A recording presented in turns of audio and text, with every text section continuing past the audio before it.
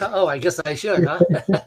Well, welcome. I've actually made this one, unlike the last one, although I did watch it after the fact. That is the one nice thing about these Zoom meetings is you still have an opportunity to at least observe if you're unable to attend. So anyway, we've got a fairly full agenda. I'm hoping we'll have a little time at the end tonight to kind of talk about this first round of this new approach and leave a little time for discussion. And then I'll also try to do my best to kind of summarize kind of the key takeaways that we will then be reporting to the School Improvement Bond Committee once we know when that meeting is going to be. I don't think it's scheduled yet. Marina? It is not scheduled yet. No? No. Yeah. So with that, let's jump into it. So it's all yours, Marina. All right. So just a quick look at the agenda for tonight. You may recall that at our last meeting, we discussed the 2017 health and safety projects and programs. And we also went over the 2020 infrastructure. So that's the roof mechanical and seismic in particular. And tonight we're moving on to the remainder of 2020 work. So we will be talking about the technology scope of work that is 2020 funded, as well as curriculum and capacity. I'm going to go ahead and do the program updates first, and then we'll introduce different folks for those other components. After we get through the project updates, we're going to have a presentation on business equity. And then there's plenty of time afterwards to discuss what you've heard tonight and to talk about the upcoming agenda items for the next meeting. Tom, did you have something? Yeah, I've just noticed welcome and introductions. Typically, we introduce ourselves, and I fail to do that. So we probably should do that for the benefit of all the folks that may be watching. So I'm Tom Peterson. I'm the co-chair of the BAC. I'll pass it off to Beth. Hi, I'm Beth Woodward. I've been on the BAC for about a year now.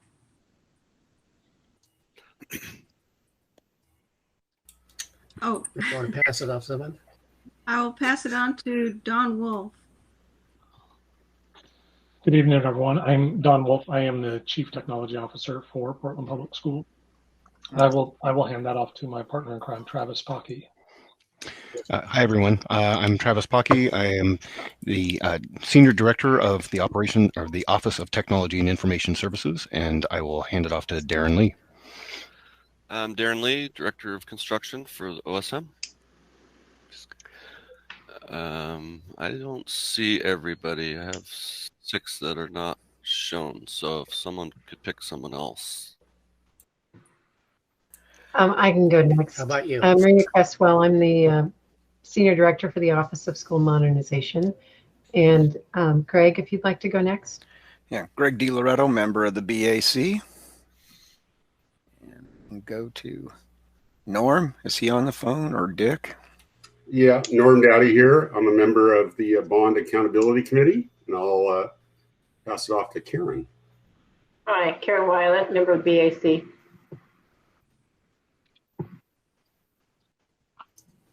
So I'll just jump in. This is Dick Steinbergy. I'm a member of the BAC. I have been a member for about 3 years, and I don't know who's left. I haven't kept track. Oh, Dan. Good evening, everyone. Dan Young, Chief Operating Officer here. Good to see everyone. I don't think we've heard from Emily Courtnage yet. Hi, everybody. My name is Emily Courtnage, and I am the Director of Purchasing and Contracting for PPS. And then I think sorry, this new person left.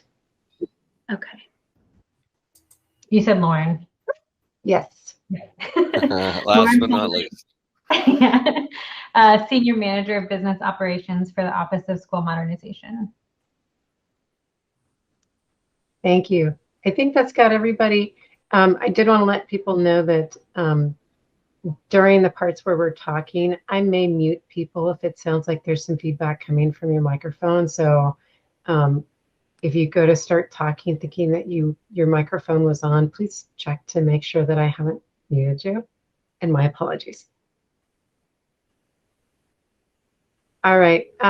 We did not receive any public comment prior to the meeting, but if we receive any to our school modernization email during the meeting or after the meeting, we will of course share that with the members of the BAC via email.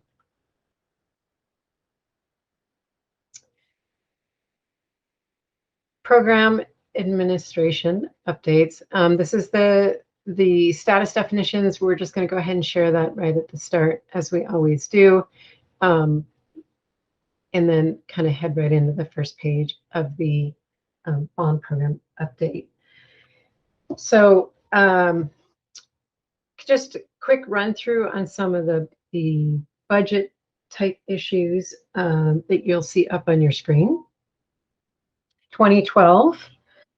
You may notice that there have been some changes between the numbers in the administration line versus the contingency line.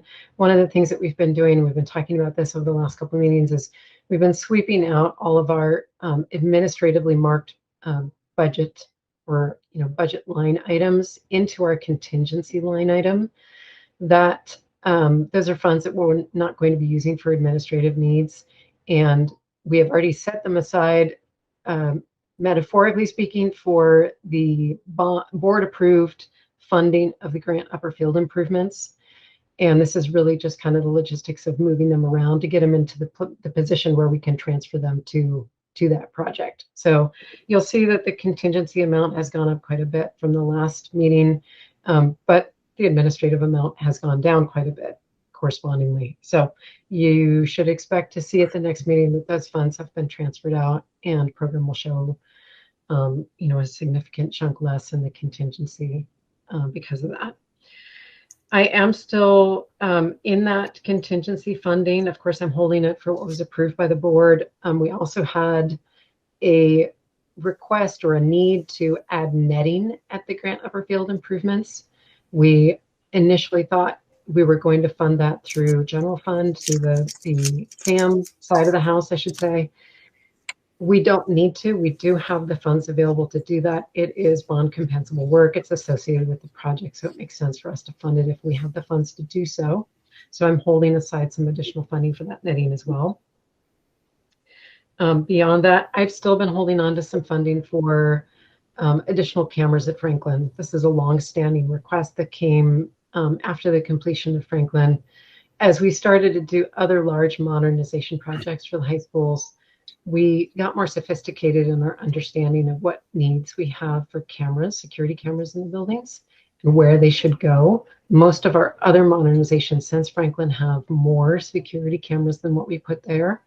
And one of the requests was, if we had additional funding left, could we fund some additional cameras? So I'm holding on to some. We've been waiting to see what happens both with the Grant Upper Field project and Roosevelt Phase 4, which are two major projects that are still sitting in 2012 funding. So that still sits there. Beyond that, I have roughly 500, 600,000 sitting available at this time based on my estimated completion for the program as a whole. Tom? Yeah, just a quick comment. So one, I think the reason the CCTV was deficient on Franklin is because it was VE'd out, a big percentage of it, if I recall, because the ed specs were had come out and then they couldn't afford them. That's my recollection anyway. The other question is on the Roosevelt project, if I recall, the Makerspace edition was having some financial, or was it schedule issues? I was just wondering if there's contingency, sufficient contingency for any overages that might be associated with that project. We are not estimating overages beyond the budget that they already have at this time. So we have already budgeted them for what they need, And we are not, at the time, they've said it's tight, like all project teams.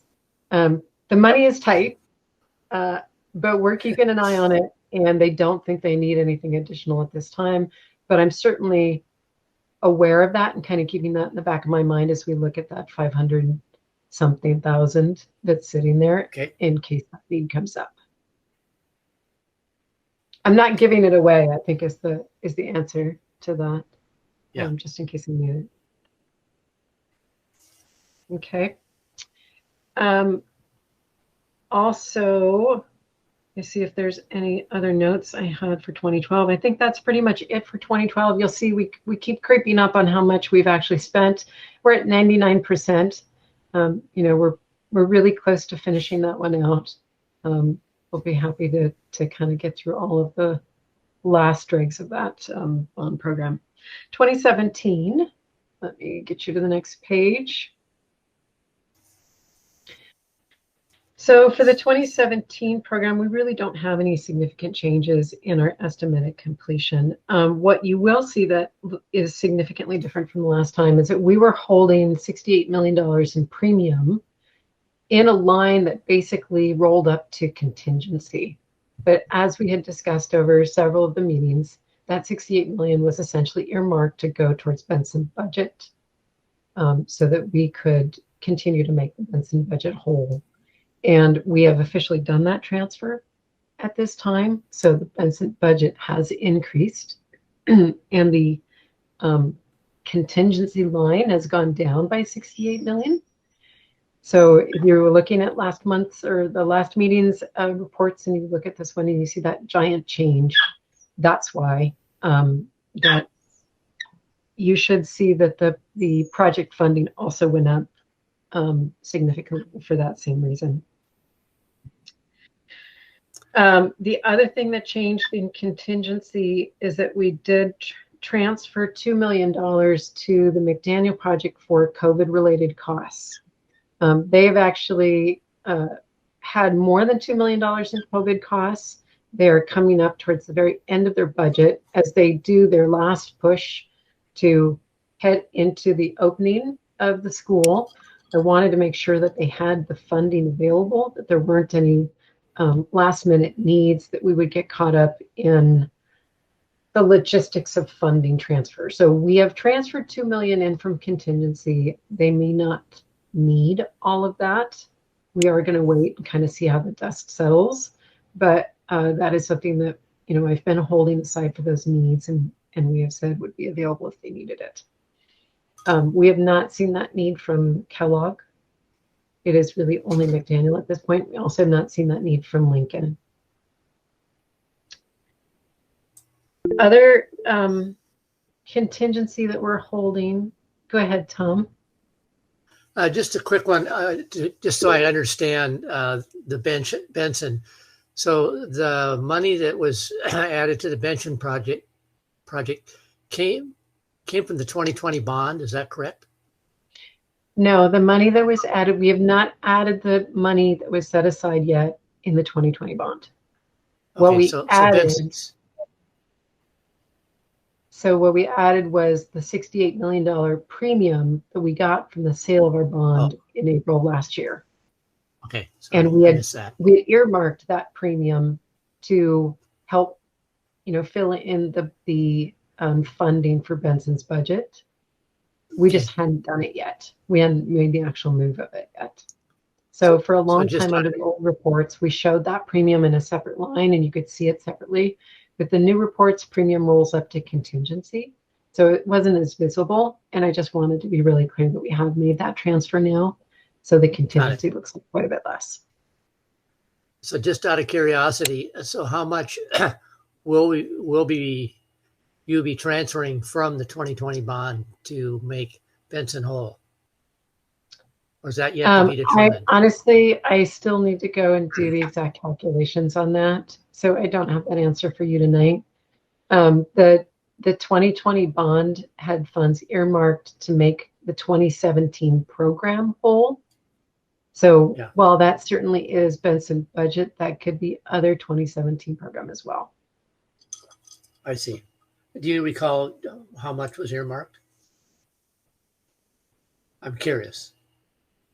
I'm embarrassed to say no, I don't have that number memorized. And I have a hard time with all the things up on my screen. I don't think I can pull it up.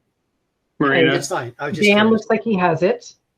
I have it memorized, but also right in front of me. One of those two things is true. It was 152 million. Thank you, Dan. Okay, thank you.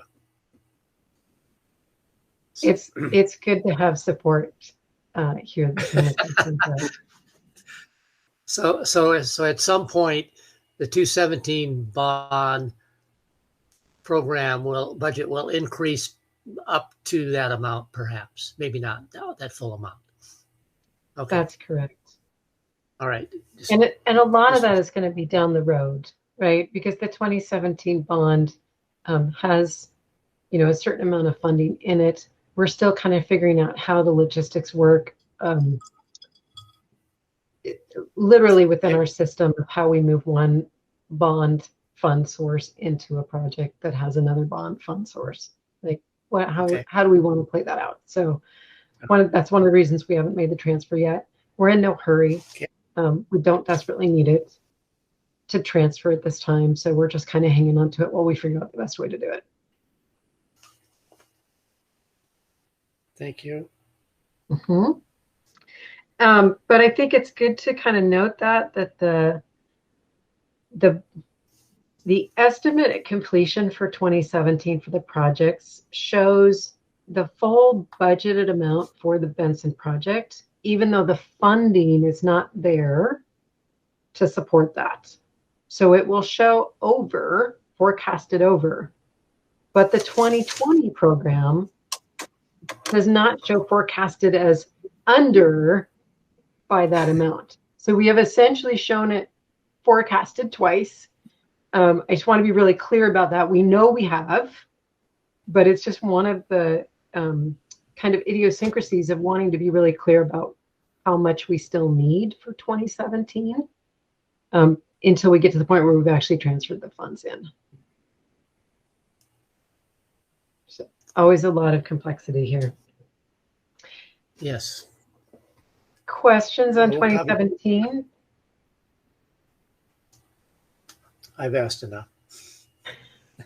Okay. We'll move on to 2020. And really, there's not a lot to show on 2020. We are spending money. That is primarily technology and curriculum, which you'll get to see more information about them tonight, a little more detail on what they've been spending.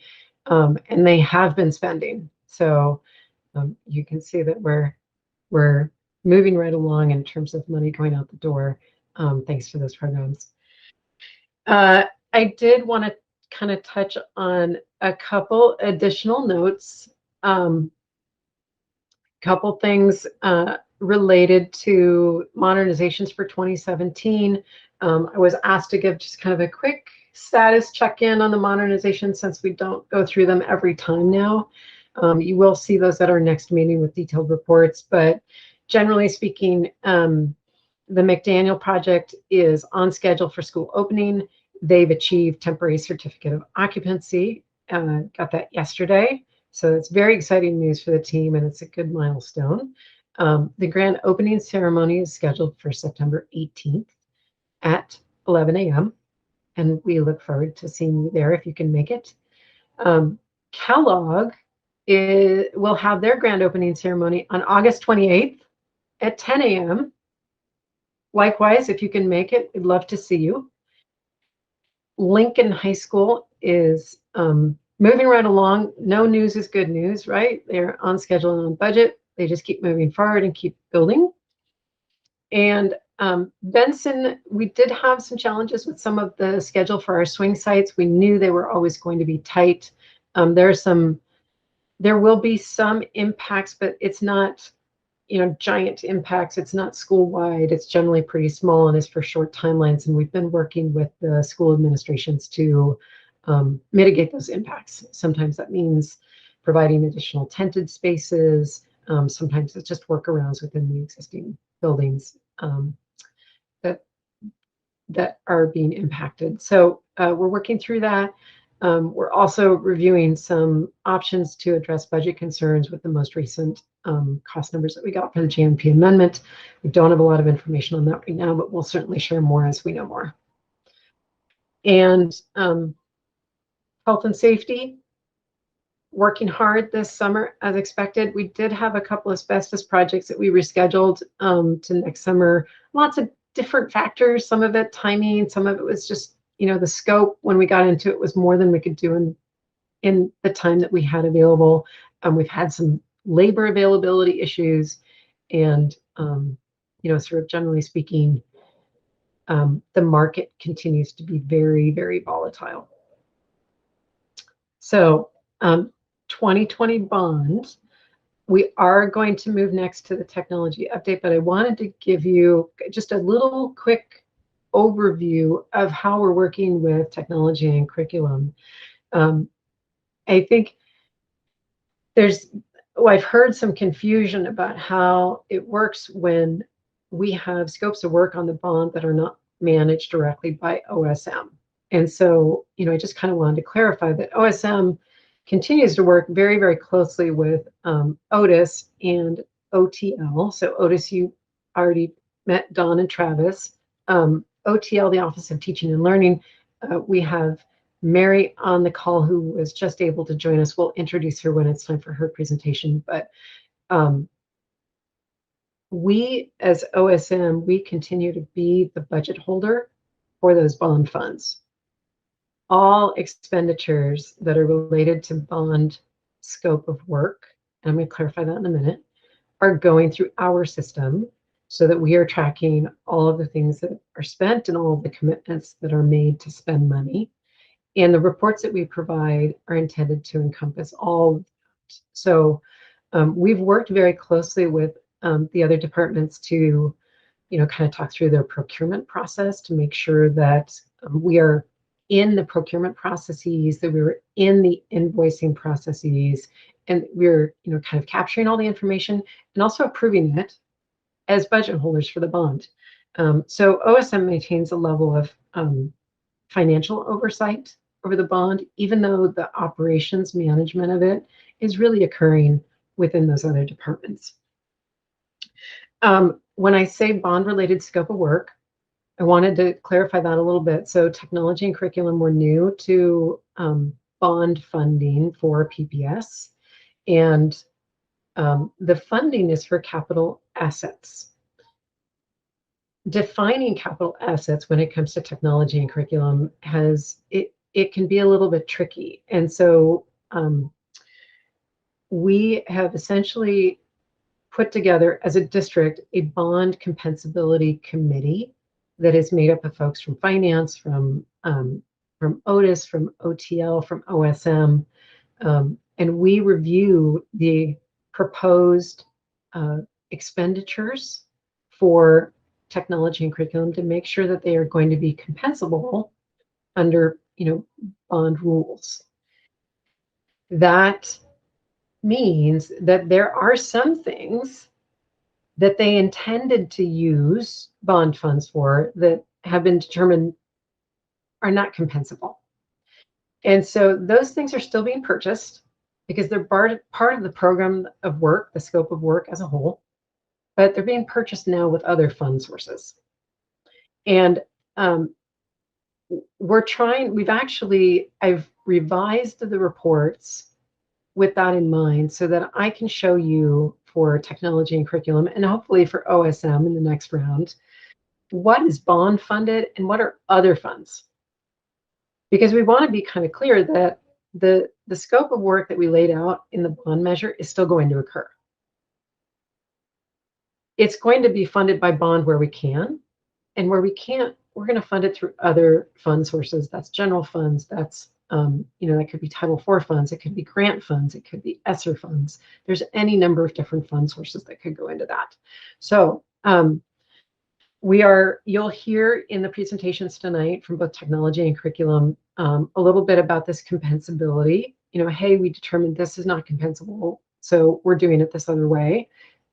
That's part of the growth phase of having these types of scopes of work that we aren't used to. But I think we're handling it well, and we're kind of moving forward well with it.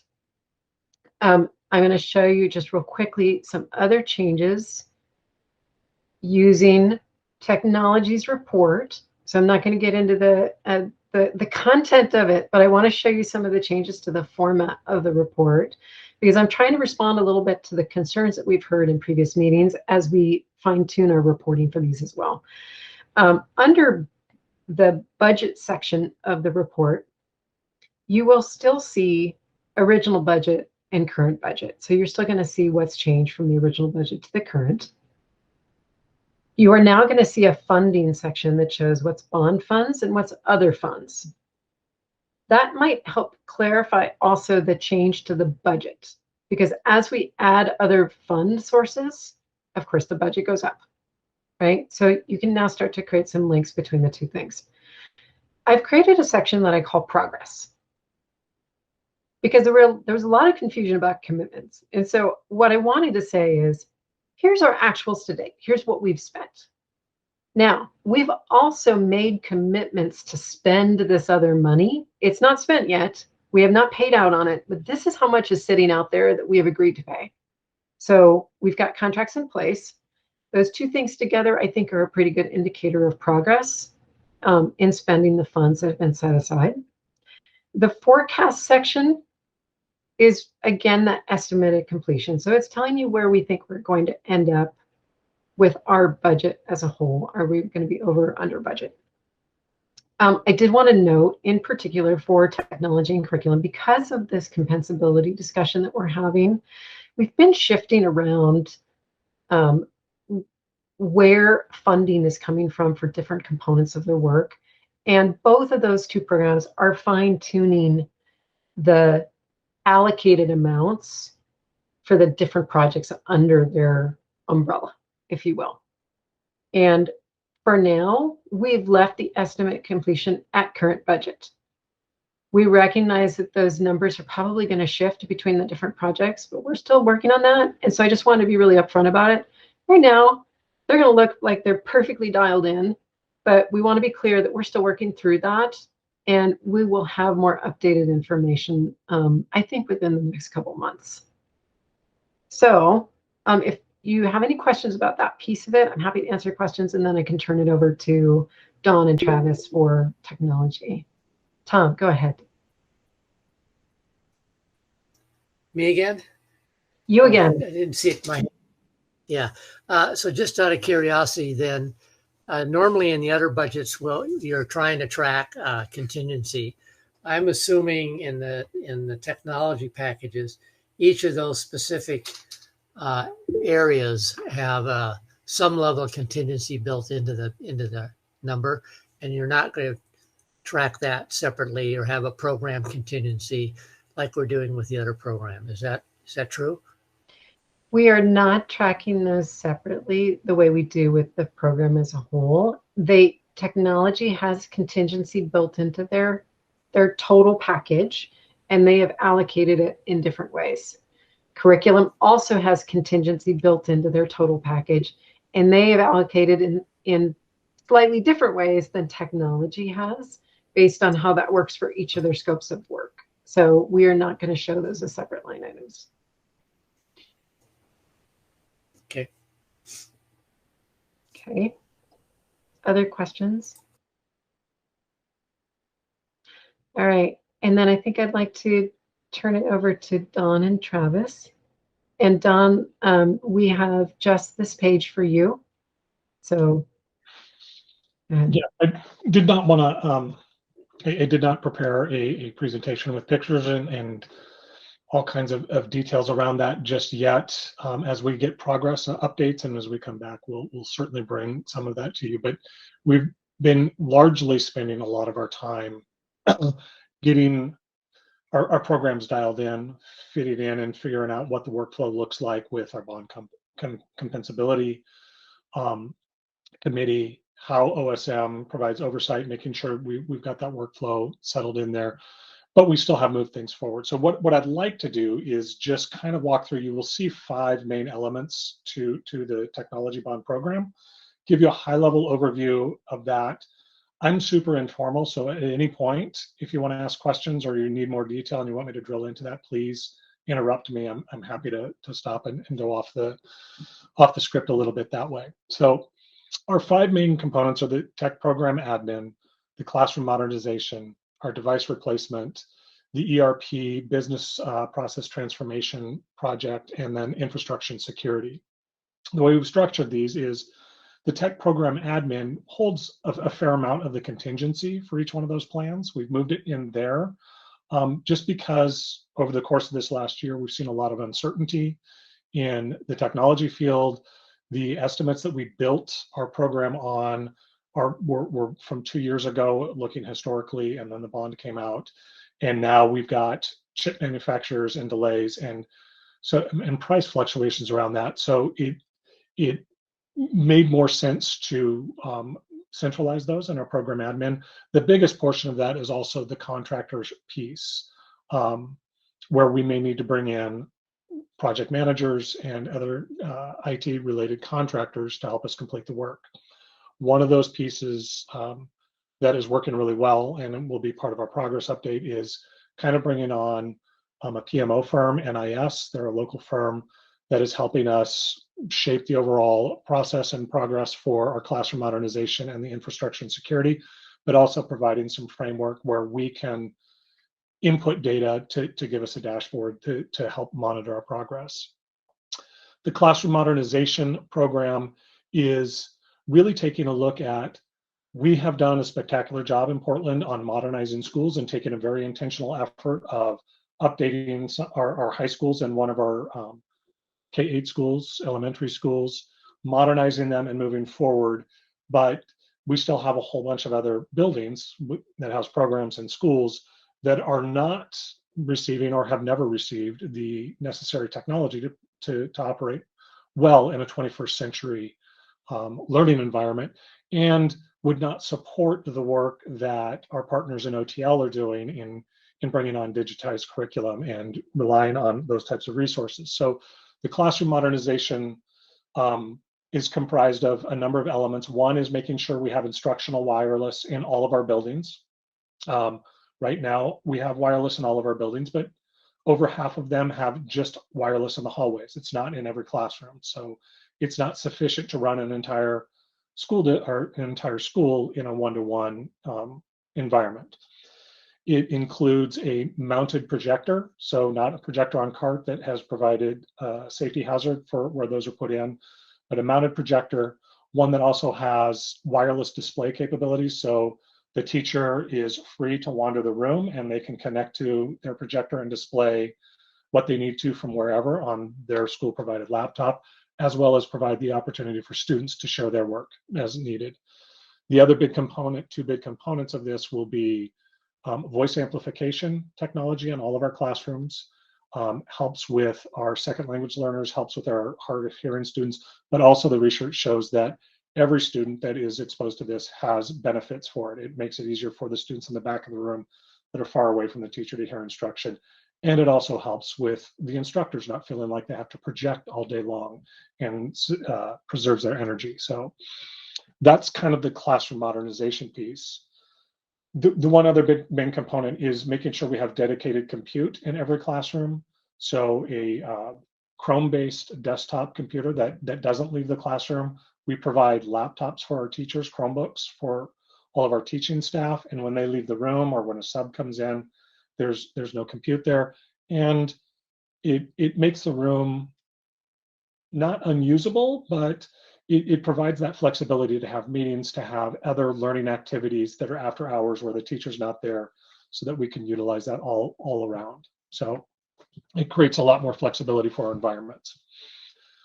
I'm going to jump down to the infrastructure and security because they play well together. Just to describe that, we're updating all of our data center hardware and switching infrastructure and adding additional pairs of firewall for security there, as well as the storage area network. That works in process. The biggest part of the infrastructure upgrades are also out in the buildings. It's network gear in every one of our sites that hasn't been updated in 11 or 12 years, and the components that we need to run a phone system, a voice over IP phone system in our buildings is completely dependent upon the network. Our security cameras are dependent on the network. So we need to make sure that the infrastructure around networking is updated. And we also need to make sure that the interconnects, and as you may or may not be aware, in each building, you have a number of networking closets that control the network and the access in that each building. So those are connected via fiber. Many of our schools, that fiber is really old and can't connect and support at bandwidth from a remote classroom back to the main jump off to the internet. Those all need to be upgraded. I think there's about 70 of our buildings that we're going to have to do that. Because those things so much center on the buildings, we're working to intertwine those projects to roll out at the same time. So we're trying not to impact a school or a building more than once. We're not trying to do the classroom modernization and then come back at a later date and do the infrastructure updates. We're weaving them together. So those two schedules, when we get down to the schedule piece, will look very similar because we're working them at the same time and bringing contractors in all at once to get all the work done, get out of the building, and they have everything that they need in place at one time.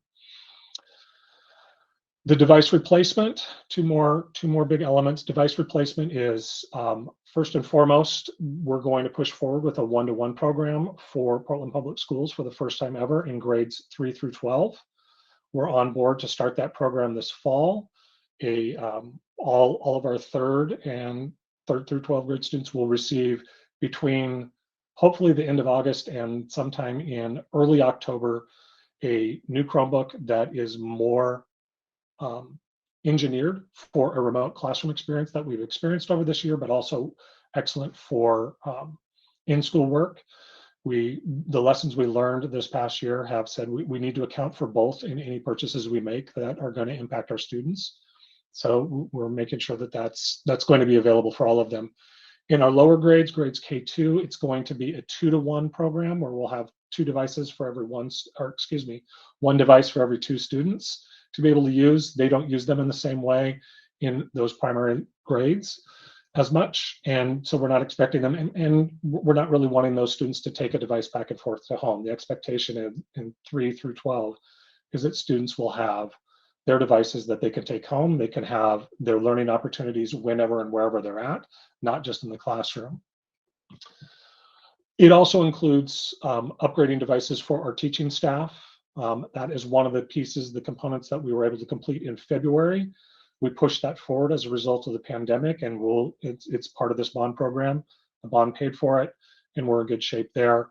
We're working on our administrators, refreshing their devices, and then the primary support staff at all schools will start developing the program for what is the ideal compute for our front office and support staff to have and get that rolled out. That should be one of our finite programs as we get into the schedule. We should have that all determined by early fourth quarter and be able to get that all rolled out. And so we would have the device replacement piece completed by quarter 1, quarter 2 of 2022 and move forward with that. The last big piece is the ERP. We call it replacement planning. It's more of a business transformation process. It is, right now, what we've done is out of using general fund dollars to help us plan and prepare for this project that's going to go over the course of 3 or 4 years, to help us set up what our governance looks like for that model. And if you're not familiar with ERP, it's Enterprise Resource Planning. It's our HR software, it's our budgeting software, it's our financial package. It kind of is the brains of how we operate within the district. Ours is really old and has been customized to death to a certain extent. So much so that we need to start looking at where our gaps in our business processes lie. How are we doing things where if we brought in a modernized ERP system, could we be more efficient, and could we run things with a greater degree of understanding, efficiency, and lower processing time on the human end. So we're using, Gartner's going to come in and help us develop a governance process for how we're going to run through that. It is largely, you will notice in our budget categories that the original budget was about $11 million. That's dropped down to about $250,000. because largely almost all of that work is non-compensable under capital bond. So we will have to find other ways to do that work and be able to pay for it, but we will move that work forward. So we're starting with a general fund funded project, and then you will notice if you look at that in our schedule under ERP replacement and planning, most of that work is listed out as analysis and planning. There's a very small chunk that I apparently didn't update where we will be doing a procurement effort at the end of that to help us launch an RFP effort for our next ERP. So this is going to inform what we need to improve upon in our business practices. So there's a lot of analysis, there's a lot of data gathering that's going to have to go on over the next few years. That's going to require deep involvement from our HR and our financial folks to be involved with. So that's why there's not a very discrete analysis and planning. We're going to buy something and then we're going to distribute it or placement. It's a lot of analysis to get us to where we need to be in our next phase of business operations. Any questions? Yes. Is it? I'm sorry. Is it Bar? All I see is B, and It's Beth. It's Beth. Thank you, Beth. You mentioned that Gartner will help you with the ERP. What was Gartner? Is that a consultant? Or? Gartner is a national organization that does a couple of things. One, they rank software applications, programs, and things like that, and they provide best of breed, but they also have a massive research and deployment arm and a governance arm. So we're reaching into them, and because they have consultants and constituents throughout the country that have a very targeted knowledge base on ERPs, and they're going to help us set up the governance. So how myself, our CFO, and our CHRO will work together to govern the process of how we explore, analyze, and determine what our next steps are going to be for our next ERP. They have that expertise that we just don't have that in-house knowledge and or time to be able to lead those efforts and develop that process for us right now. Thank you. Travis, is there anything you wanted to add to that on the Gartner piece? You know, it's really just more of a expanding on the point you already made. You know, if we use the analogy that the ERP is kind of the brains of how we operate PPS, this is kind of a brain transplant. So, yeah, this is not one of those things that we want to do lightly. This is something that we want to use that expertise from Gartner. Whereas, you know, throughout my career, I've done 3 ERP implementations.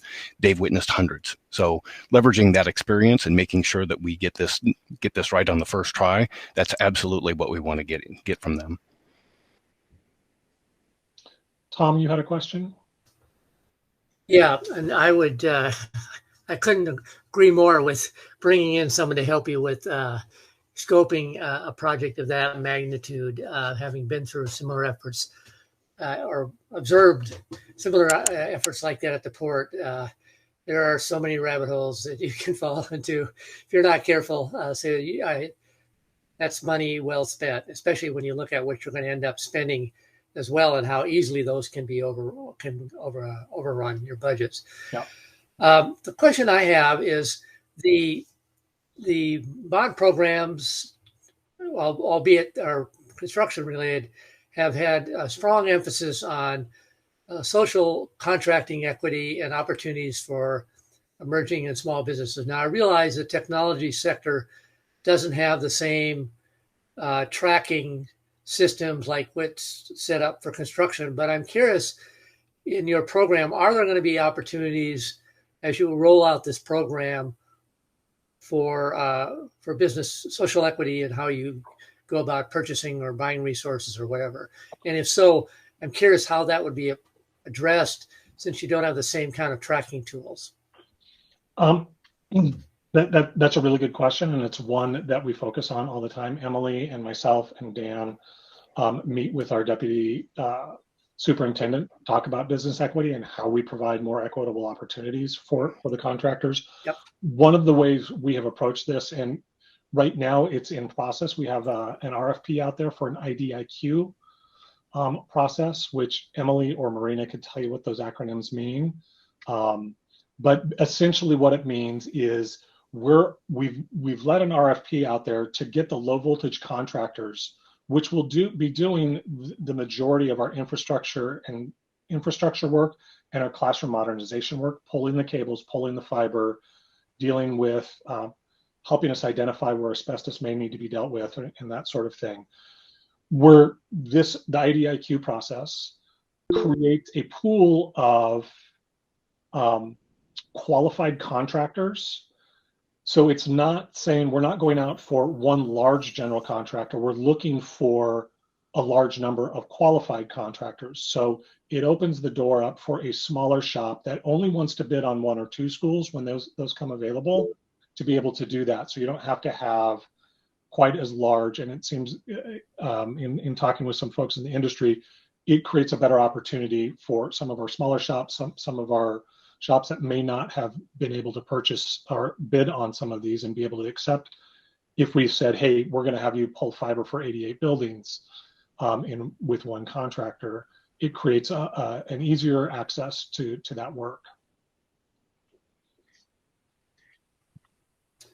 Along the same lines, will you be augmenting PPS staff to roll out this program? And will you do that through contracts, or which is another opportunity for business equity too? Just curious. Yes.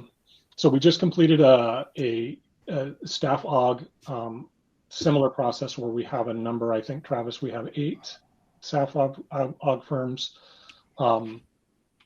The number of minority women-owned businesses there increased over our last version of that. And yes, we will be using those folks to help augment our staff. We're bringing on a couple PMs. That's part of our tech program admin to help us marshal all this work and make sure we've got all of that available. And we are always very mindful of how we are hiring and who we are bringing on into our work within IT, to make sure that we're honoring the district's mission for providing equitable opportunities.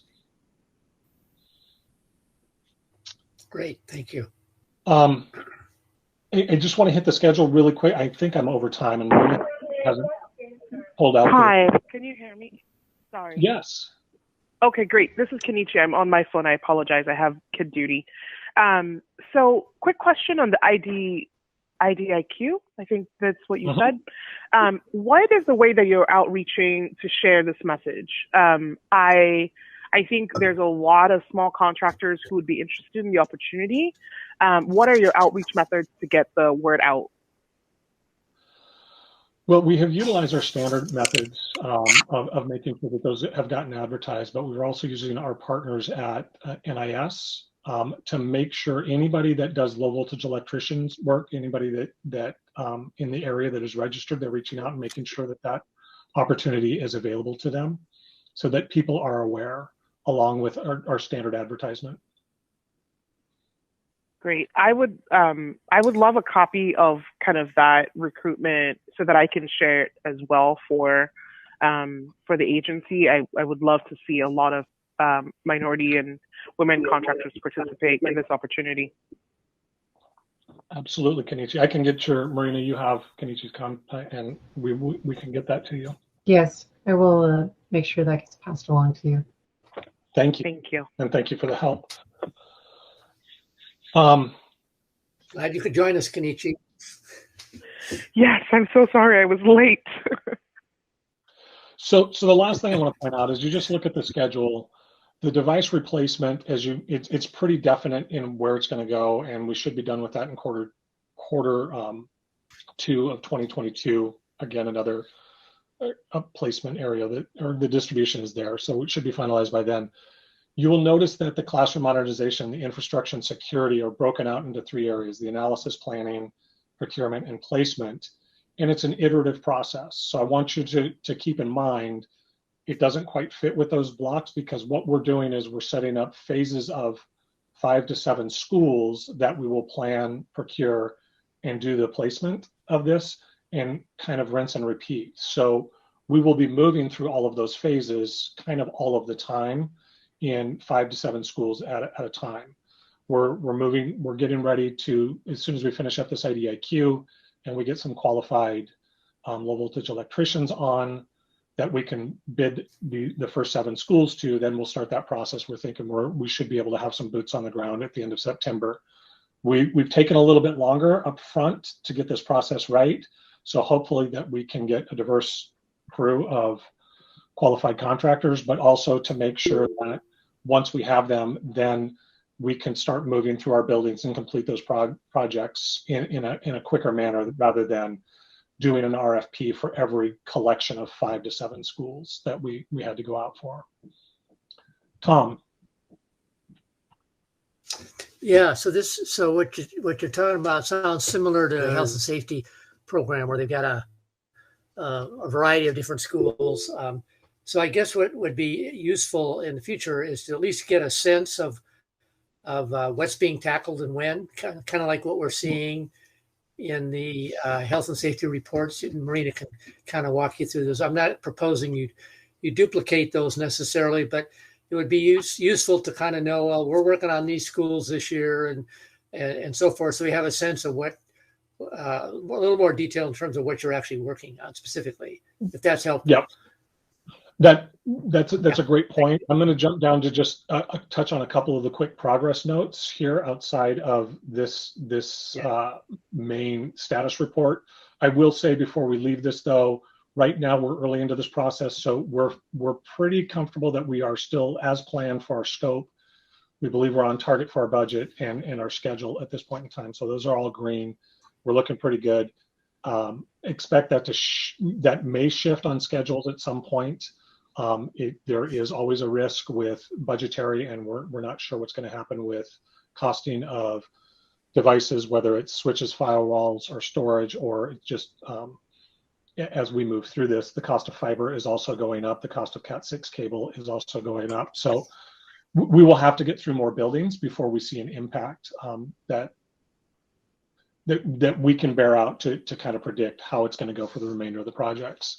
One of the things we are currently working on, Tom, is a publicly available dashboard to show what work is in progress, what work is planned, and what work is complete, and what those tentative dates are that we'll be able to make available. And that should be live before we have our next meeting in September. We're nearing the completion of that. As I said, the RFP for our contractors for low voltage electrician is live. It closes some point next week. And then we'll be able to get those contractors in place. Student devices for our one-to-one efforts have been ordered. We're expecting to start distributing those in August, September. We've completed the teacher, so that's one that we can check off. We've completed that into the project.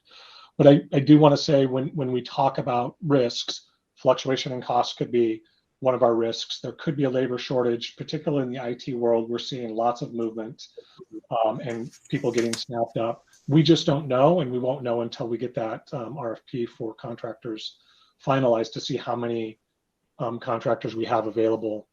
And then there is always the risk of the fluctuation in costs as just purely on availability, chip shortage, Intel's struggling, Apple's struggling.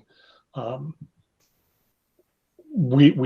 going to keep a mindful eye on it, and we will of course keep this group updated wherever we run into problems. I'm sorry, I went really far over, and I was expecting to be a lot faster than this. I think we gave you a late start, Don, so you can blame me for half of it. But we should probably move on to curriculum if everybody's okay with that. Sure. Thanks, Don.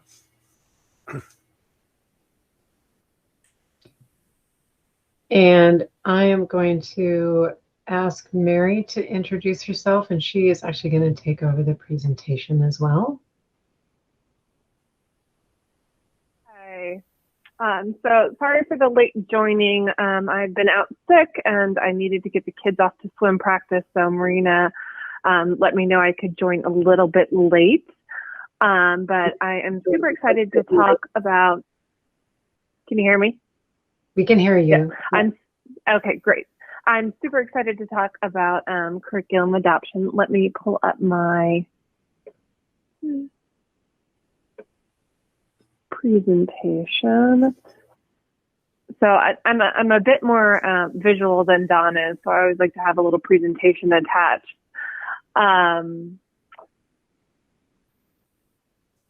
But yeah, so I wanted to talk about kind of curriculum adoption is kind of an interesting thing, and I know that most of you are kind of new to the process, and how we're now thinking about curriculum adoption. So I first wanted to kind of center our work into why curriculum is important, how it really translates into PPS's vision and graduate portrait, and how that work really kind of has led to the work that we've already done. But to start off, we were super grateful back in November when we found out that we were able to leverage bond funding to purchase new curriculum. And I'll go into a chart a little bit later that talks about the last time we adopted some resources. And it's been a while.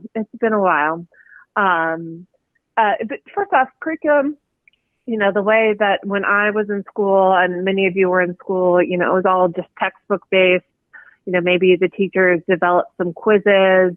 We went to the library to check out books. But curriculum has changed a lot since then. And the availability of resources and the availability of not just base curriculum, but supplemental materials and going online and having a whole library that is in an accessible way, not just a book online, but a way that you can parse through information and parse through everything is great. So, but curriculum is important. It touches every school, every student within our district, whether or not the teacher that delivers it, the school, it really touches every student, and that's a make or break point for students. So there's one thing, pedagogy. The way teachers teach paired with curriculum is kind of where that nexus is. So it's really important that we have curriculum that our students can relate to that is culturally responsive. And in addition, as a district, we've moved towards a standards-based curriculum. So all of our core content areas have adopted standards. And as a result, we need to make sure that the curriculum that we have reflects those standards so that teachers are able to really not spend a good deal of their time looking at the curriculum and saying, how does this match up with the standards I'm supposed to teach? But instead really using those resources to the best of their abilities. So I'm going to talk about them as instructional resources, and I kind of wanted to frame that because curriculum is kind of what we would traditionally think. But again, a lot has changed. And I know Don, in the beginning of his presentation, talked about digital resources and how OTL is using a lot of those. So really, with the availability of so many online resources and, really a lot of focus on project-based learning and using manipulatives, curriculum is kind of just one part of that. And there's all these great materials that are all kind of part of this package of instructional resources that teachers should have and that all students should have access to, that really enables, differentiation of learning within the classroom and making sure that all of our students can respond to these materials and utilize them in a way that best fits their learning needs. And teachers are able to package them in a way that best demonstrates the pedagogy that they're trying to implement within the classroom. And so as part of this, when we talk about curriculum, I really mean kind of all of these wonderful resources that teachers package together for their students and how it fits into the graduate portrait here as well, which is one of the educational system shifts, which talks about curriculum and pedagogy. So the adoption process, and so I know Don also talked about this, is that it's kind of rinse and repeat in some ways as well. So we don't just necessarily purchase a curriculum and one big thing and then it's in place it will be in place for a while, but there's different components of it. Those instructional resources, they all kind of go together. And so there's all different kind of phases and processes that happen. But really, when I came into the district actually I've been with the district for a while, but when I came into kind of this new role in December and January, there wasn't really a process in place for adopting curriculum and instructional resources. The process in place that we had was really reflective of the traditional textbook method where we would, have vendors send us textbooks and we'd go through them and say, hey, does this work for our needs? Does this not? Have teachers review them. But really, there was no process in place that had adapted to times where more digital, I'm not going to say modern times, that sounds terrible, but times where there's more resources available in different formats. And so as part of this work is not only talking about the bond funds, which I'll talk about as well, but also formalizing our process for this as well. And so, like I said, no formalized process. And then obviously examination through the RESJ lens is a huge, huge part of our adoption work. And it wasn't necessarily considered a factor before. I wasn't involved. I'm sure it was to some degree, but it's really integrated throughout our entire adoption process.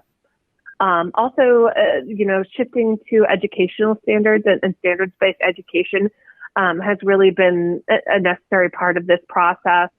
Providing up-to-date culturally relevant materials, access to materials that allow for differentiated instruction. When I talk about differentiated instruction, I talk about instruction for all students' needs, whether they have learning disabilities, they're above grade level, below grade level, but materials that can allow for students to meet students where they're at in order them to learn within the classroom. And then availability of authentic and translated materials. I cannot emphasize this enough. A lot of our materials that are going to DLI classrooms traditionally have been kind of an afterthought of like, hey, we'll adopt these materials in English and then we'll just translate them. But we're really focusing on authentic materials for those DLI and ELL classrooms to make sure our students are really engaging with materials that are meant for their classroom and learning needs as well. So adoption history, like I said, it's been a long time. Health, rumor has it our materials are from pre-AIDS epidemic. So it's been a long time since we've adopted. And even the most recent ones have kind of been, smaller adoptions. So there's definitely need. And traditionally, adoption cycles are about 5 to 7 years. But, in the past, since 1995, I guess, or maybe even long before that, it's basically been when we've had funding available to adopt.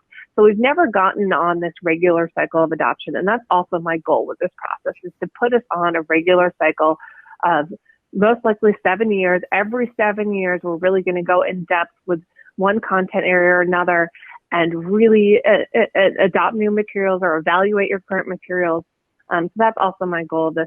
So even though right now we're working on multiple adoptions at once, eventually we'll get on this regular cycle where we don't have all of this chaos going at once, but we'll be able to evaluate materials on a regular basis. So like I said, the adoption process is a pretty interesting process of kind of 4 different parts. They definitely overlap, and just because one and I'll go into kind of what I'm talking about with different adoptions because I know it's kind of hard. But for example, I'm going to talk about math. So like K through 5 math has one set of curriculum that they use that obviously each grade level has different units that they teach. And so for the adoption process, they're kind of we kind of consider them one adoption. So they're one adoption that's working to purchase and make a decision on K through 5 math material. So think about that when I'm talking about this process. So the first step of the process is to really kind of define the need and evaluate our current programming and put together a committee of teachers to really look at and examine what is the need? What are best practices in our field when it comes to instructional resources? What's our project plan? What's our project scope? What's our project budget? For a lot of our program administrators, this is kind of the first time that they've engaged in this process of budgeting. And I live by a budget. I was so excited when I got into eBuilder. Marina was probably pretty shocked that I was super excited about it, but I was like, oh my gosh, it's so organized. I love it. But kind of making that just a really set process and not just going straight into buying, but making sure that what we're buying and what we are providing to our students reflects our students. And is really going to work for them. And so I know I talked earlier about having that RESJ lens involved in every process. So from, working to recruit committee members, we're very cognizant about the committee members that we're trying to recruit. We're trying to, we have kind of a chart put together of like, we want to make sure that we're having representation from schools that have historically underserved students of greater than 45%. And so we're really trying to target those teachers and schools that serve those students so that we're able to have them be part of these conversations. And then also within the field test, which I'll talk about in a minute, we're also targeting those so those students get exposed to the materials prior to us making those adoptions. So then we make sure that they are working for those students. And, also within this defined process, the evaluation rubric as well, it has a large bias component that we go through. And we have actually rejected some curriculum so far and provided feedback to vendors about bias that we are seeing in their curriculum that they haven't seen. So it's been a really good process.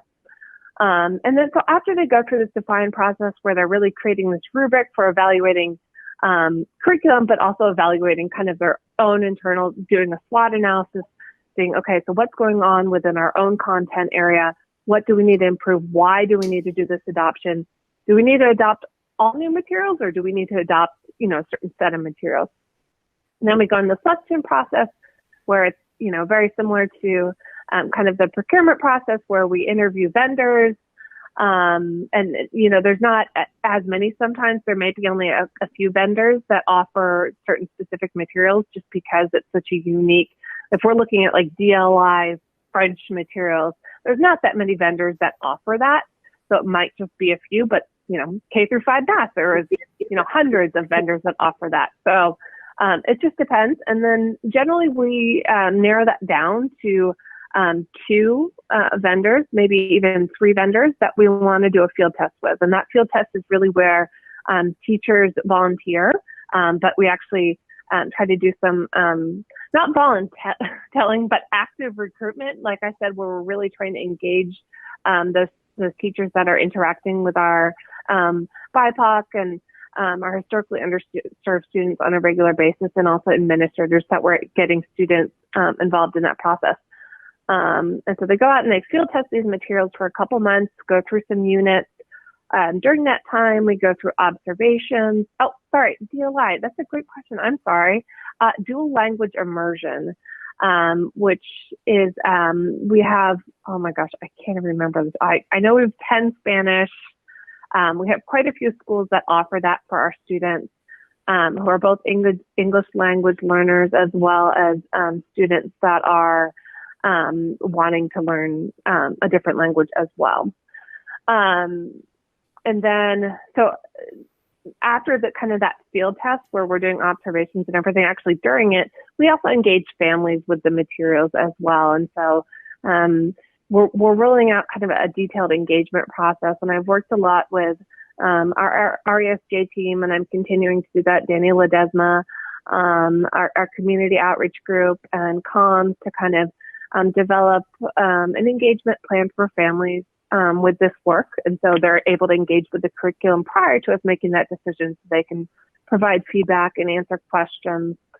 And then eventually a decision will be made about what curriculum will be chosen based on the evaluation, and then implementation, which is what it sounds like. So I'm really ordering materials, distributing materials, making those translations if necessary, providing professional development to teachers, which is kind of that huge part, because that's really where we're marrying kind of the pedagogy and the curriculum together that enables teachers to go out and teach their students. So that professional development, and it also doesn't happen at once. It is throughout the kind of the lifetime of the curriculum. It's ongoing, providing ongoing professional development and educational support is so needed.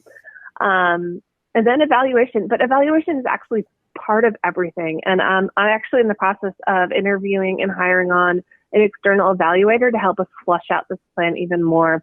I realized that, so I'm working with systems planning and performance, who normally does our evaluation, but given the load of this, we've decided to interview some external evaluators. So kind of the group of us of OTL, SCP, and our external evaluator will help kind of flesh out this. But really, the evaluation kind of lives throughout it. And I totally believe that that's an important part that's sometimes overlooked, is how are things working, not only evaluating throughout to decide what we're going to do, but then also how things are working afterwards. Are they really moving the needle with our students? How are teachers implementing the materials? Are they implementing them with fidelity to how they're supposed to be implemented? And are they moving the needle for our students? And especially for our students that are, struggling, and our students that we really want to be able to target and reach for. So a whole process, a great process.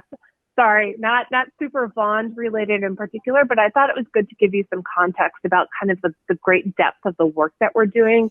And it's not, and it just has so much meat behind it that I just had to share.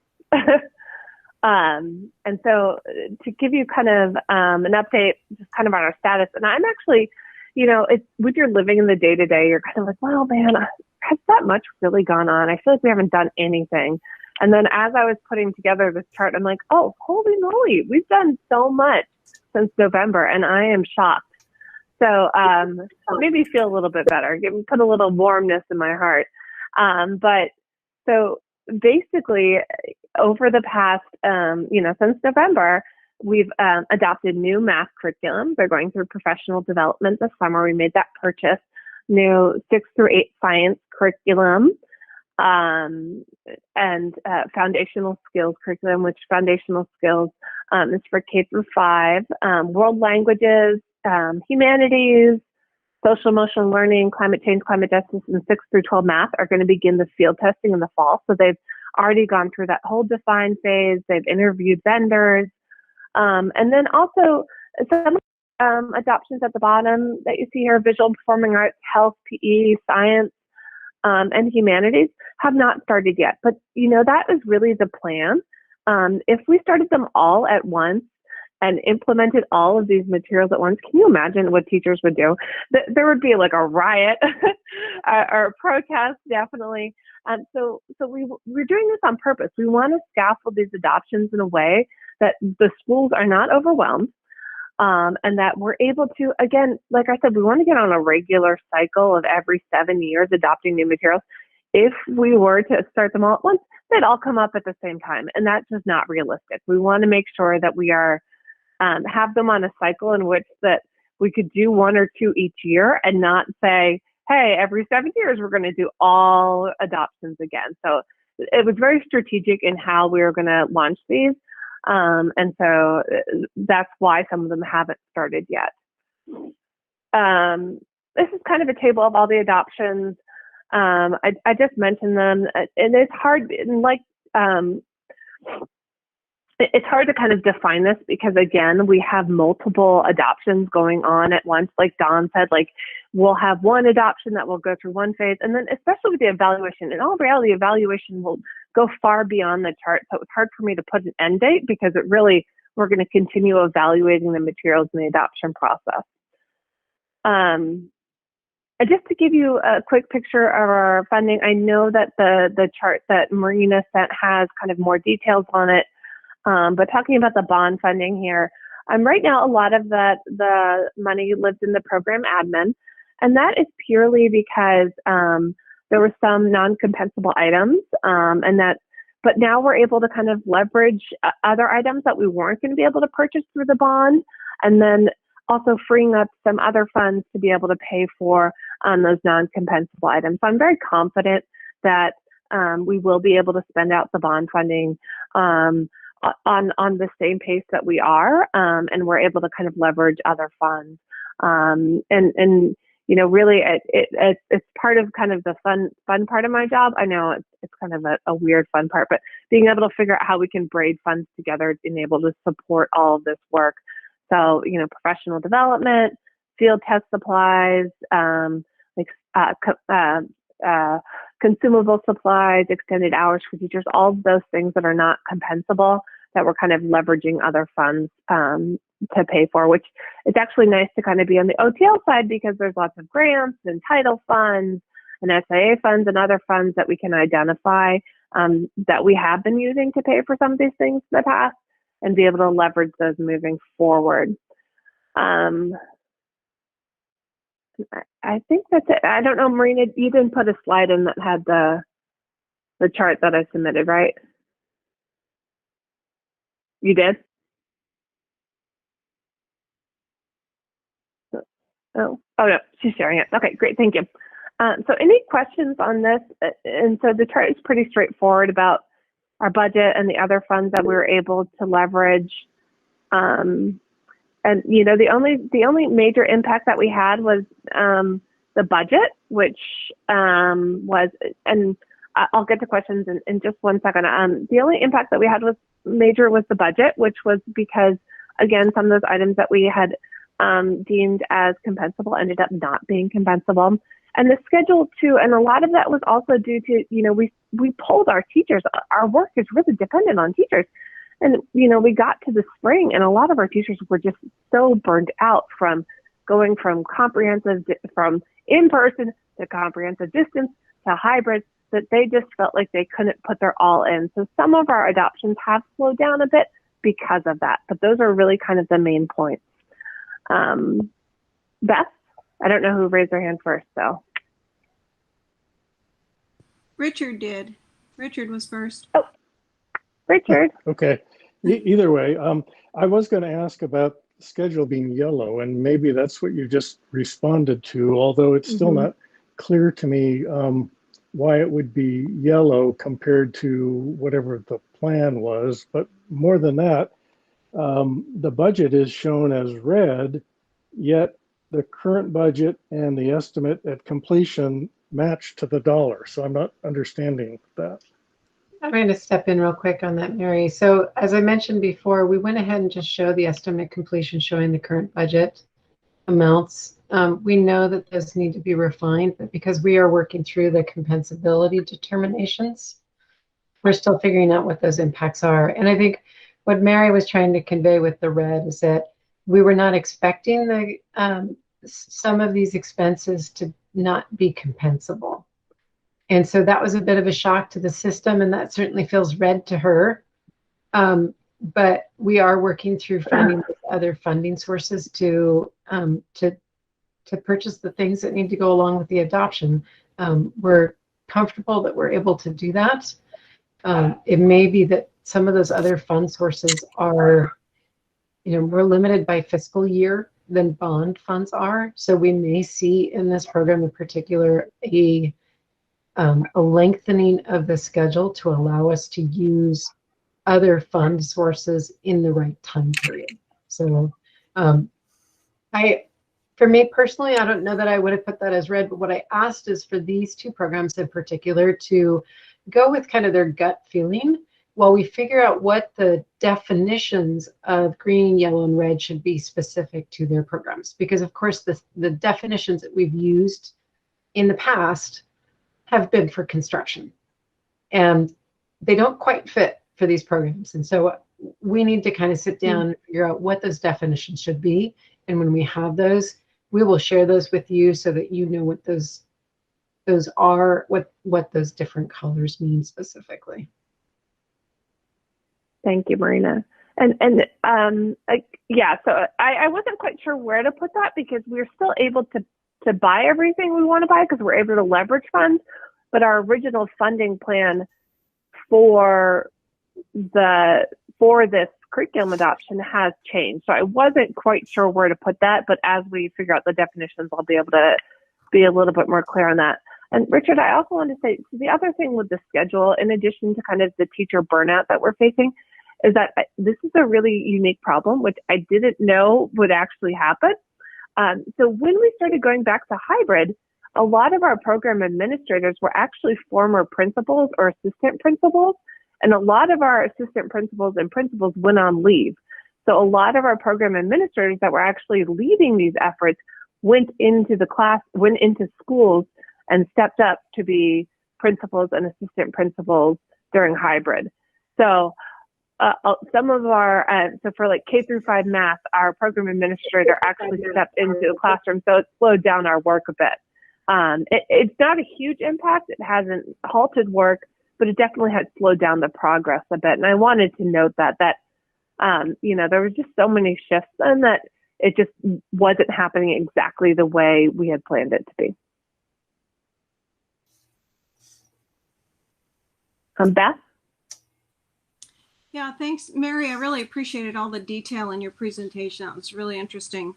And I was glad to hear you mentioning the racial equity and social justice lens several times, because we are also, as the BAC, directed to consider that too in our comments.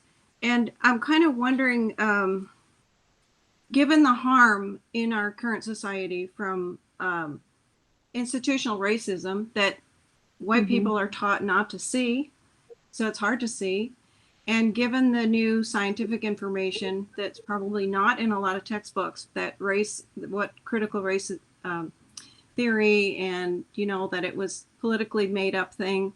And I'm wondering if you're able to get that into, like, you have new science curriculum. Was that in there as part of the science curriculum?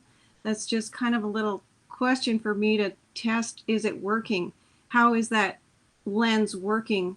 It must be hard to get the teachers extra time. I heard through another organization, I went to a meeting where it happened to be with the Oregon Department of Education, where I heard that, you know, there's expecting teachers to go to some of these meetings for free, and they just, you know, they're burned out as it is. So I think there's a lot of questions that remain about how this can really happen.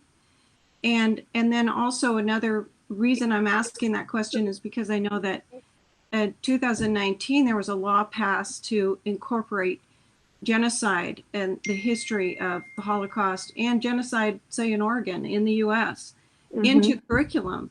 And that is due this year. So I'm wondering how you're able to work quickly on those kinds of things, even when you have this very well thought out process that makes a lot of sense. Yeah, no, that's a really good question. And I can't speak specifically for science, but I do have to tell you that is something that we're considering as we are evaluating curriculum. And a lot of our, you know, depending on the curriculum, so that may be part of the curriculum, but a lot of our programs are also relying on like supplemental resources to supplement the curriculum that they have. So the curriculum might have, you know, a basic unit of information that calls upon or either the teacher bringing in additional information or research, or the student doing that themselves. And so a lot of those kind of materials live in that zone right now, but I do have a feeling that it is going to be more integrated. We're not at a point yet where I'm really able to answer that question in full. But hopefully the next time we talk, we are able to. As I said, right now we're kind of just building this process, but those are great things to keep in mind, and those specific examples as we build the process out.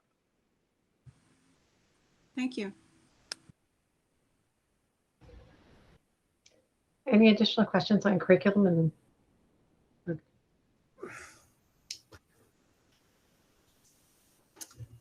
Run a little late, so we probably should get moving on. So be anxious to hear your progress in the next update, Mary. I saw your presentation to the SBIC a few months ago, so I already had a sneak preview of what you were going to share. So, I changed some things around. It's different. Well, you made a little progress since. Oh, yes, definitely. In 3 months or 4 months, we've made a lot of progress. Thank you. Thank you, Mary. I did think it was important that the BAC get a better understanding of how this works, because I think that's going to help inform, you know, how you see the reports coming through. And it's so very different than what we do within OSM. It's been a learning experience for us too. And so I wanted to make sure that you got that background as well. So thank you to Mary. Thank you also to Don. And Travis, I think, is already gone. So please thank Travis for me as well, Don. 2020 capacity. So we did not prepare a formal report for capacity. Mostly just wanted to kind of give you an update on what capacity is and where it's going, kind of what we're doing with it. The funding that was set aside for capacity with the 2020 bond was intended to address enrollment impacts. So where enrollment changes in a way that impacts a school physically, and you need to provide additional spaces, different types of spaces to address those changes in enrollment, that's capacity. And so there was a bucket of funding set aside because, quite frankly, enrollment changes all the time. Whether it's, natural factors of kids moving into certain boundaries or moving out, or it's related to boundary changes. It could be any number of things. Those kinds of changes to school facilities can be expensive. And so some funding was set aside. We have already begun to utilize some of that funding for a project at Terwilliger to move the access program to Terwilliger. We have not transferred, so the project was started with FAM and sort of seeded with FAM funds so that it could move forward quickly because the need was urgent. And FAM was kind enough to manage the project until we could get our funding online for the bond. We are now in the process of transferring over the project management, also transferring over the expenses, and ensuring that those costs are paid through the 2020 capacity funds. Once we have all of that, we'll have a report for you that will show you everything that's associated with it. But right now, those numbers are partially there. So we're 1 foot in FAM and 1 foot in OSM, and it probably wouldn't have done you much good.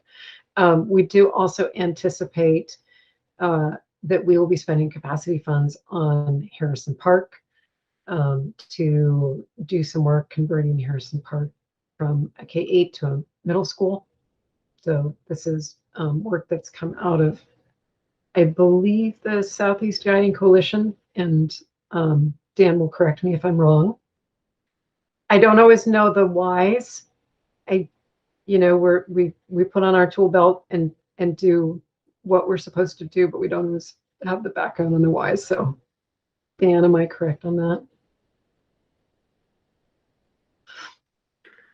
Apologies. Were you asking specifically about Terwilliger or the other? Harrison Park.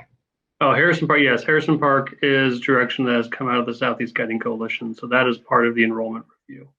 The Terwilliger is related to our access program, so a separate decision. So it's just a heads up that we are starting to allocate those funds. We will have more information in the next time about the specific dollar amounts and budgets and schedules and those sorts of things, but we're working through that. And unless there are questions on capacity, I will go ahead and move us to the business equity presentation. Okay. All right. So give me just a minute while I change presentations here. And while you do that, I'll give a little preface. So in your packets tonight, there's a memo on business equity participation that we provided to the School Improvement Bond Committee at their last meeting. And tonight's presentation is substantially similar to the presentation that we gave at that same committee meeting. There's just a few changes kind of for simplicity's sake. And I know we're a little behind on time, so we'll move through this pretty quickly. Primary goal for tonight is really just to provide information and context to the BAC members regarding our certified business program, namely so we can, when they come forward in the future, for example, our performance audit recommendations, we've got a good information foundation that everyone can reference and be familiar with when we have these further discussions and we review recommendations. So if you want to click through a slide. Yeah, right there. It's great. Thanks, Marina. Structure for today, we're going to do a quick overview, look at some current efforts and some high-level data. We'll have some discussion and feedback, of course, and then we'll review next steps. So if you want to click through Marina overview, I think we can just jump right in. The structure is going to be, we're going to start high level and work our way down into more detail. And we'll begin with looking at our equity policy. So I'd like to invite Emily Courtnidge, who is our Director of Purchasing and Contracting, to provide a summary of PPS's equity and public purchasing and contracting policy and the related administrative directive. Great. So the EPPC policy, we call it Equity in Public Purchasing and Contracting, was adopted by the board in 2012. And then subsequently in 2013, there were 3 administrative directives that were signed by the superintendent at that time. And that was all designed to coincide with the first 2012 bond and the increase in construction and A&E work that we would see. So the EPPC policy has 3 goals, 3 prongs, I like to call them. There's business equity, and that's about who we do business with and who we contract with, the ownership of the businesses that get our contracting dollars, whether they're our prime contractors or our subcontractors. And the goal there is to increase the amount of contracting dollars that go to certified women-owned businesses, minority-owned businesses, and other certified businesses, including emerging small businesses. Then there is a very separate prong called our workforce equity prong. And our goal there is to increase diversity on our actual construction projects in the workforce itself. So among the journey people and the apprentices. That prong requires that that our contractors use a certain percentage of their use for their labor hours, a certain percentage of that coming from apprentices. And we have a threshold that 20% of labor hours on applicable projects must be worked by apprentices. There's also some aspirational goals there around increasing diversity of the apprentices and journey people on our projects. So that's really, again, about the workforce, whereas business equity is about the business ownership.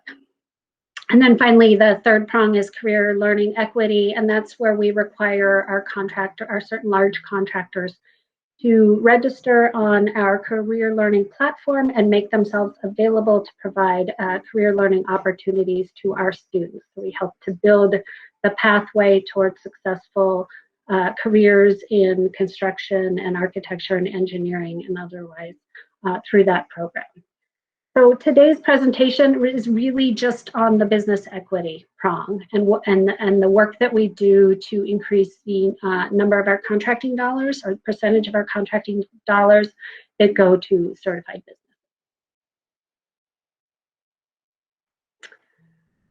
So Dan, do you want me to take this or shall I keep going?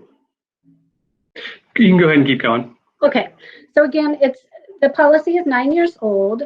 The goal is to equitably distribute the district's contracting opportunities. The policy is fairly generic. It does not identify any specific numbers or metrics for measuring business equity. It encourages competition, and it aspires to see the district's efforts improve over time.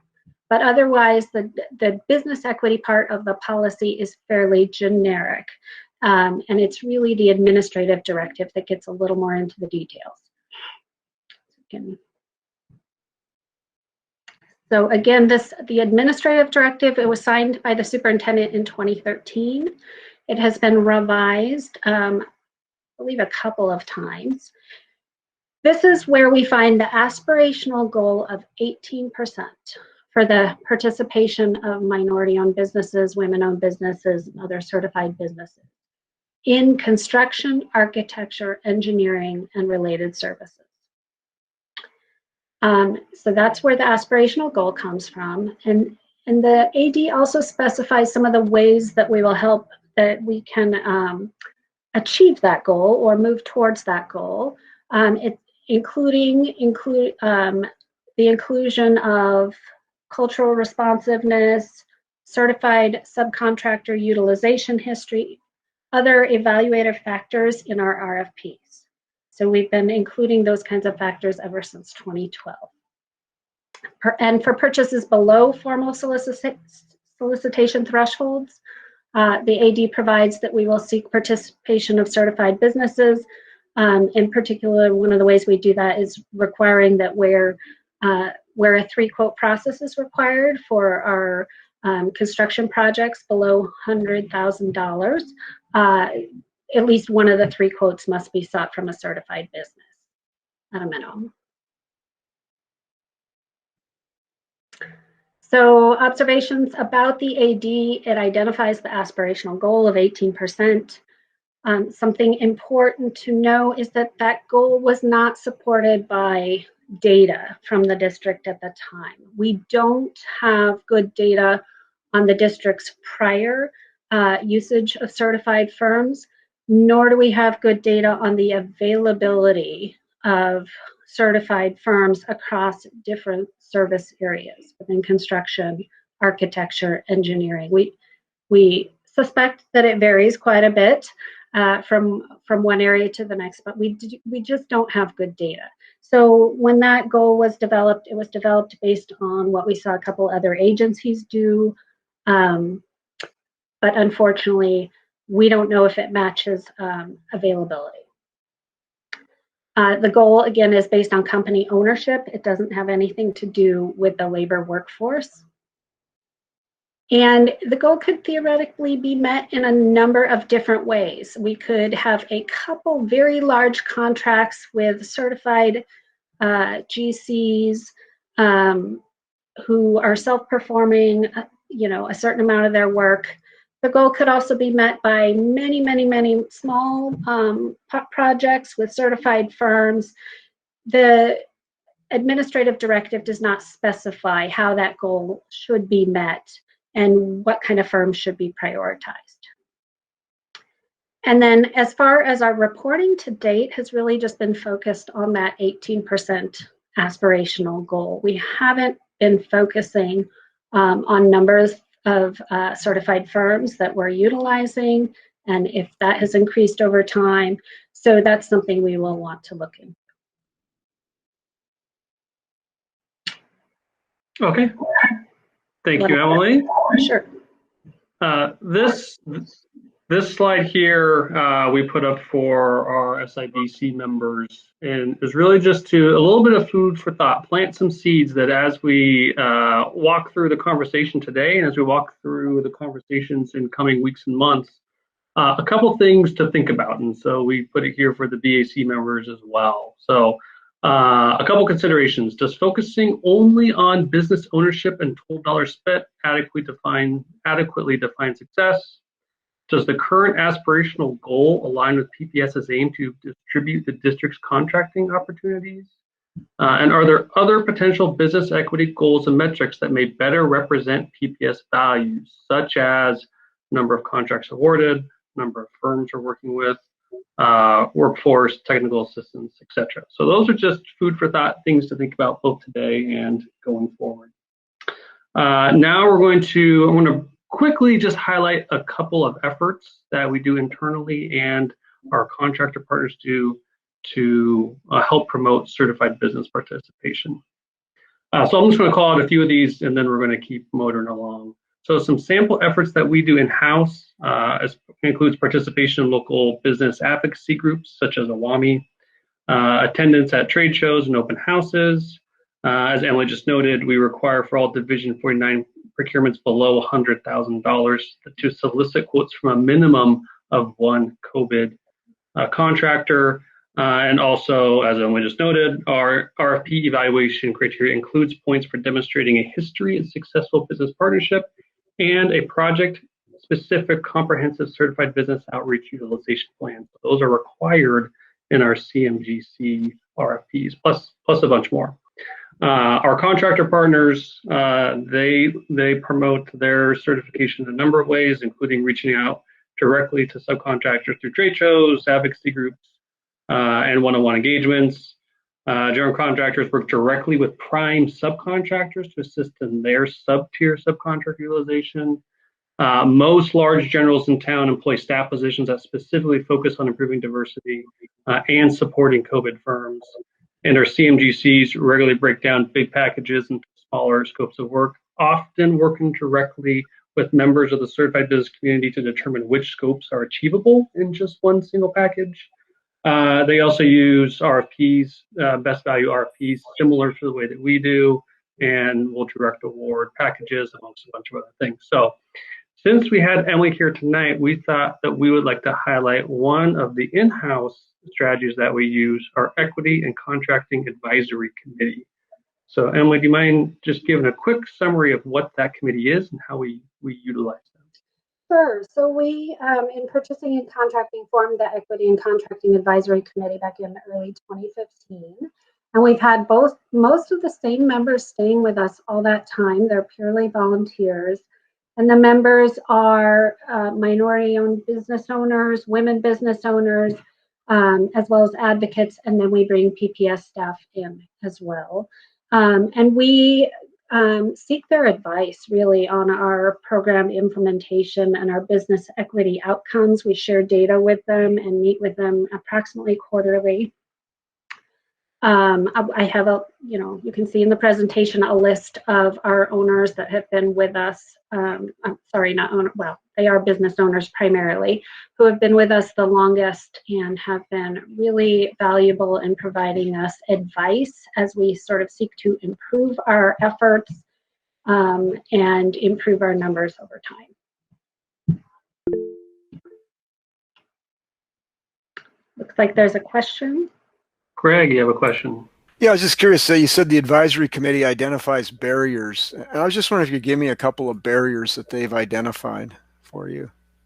So let me think of some good.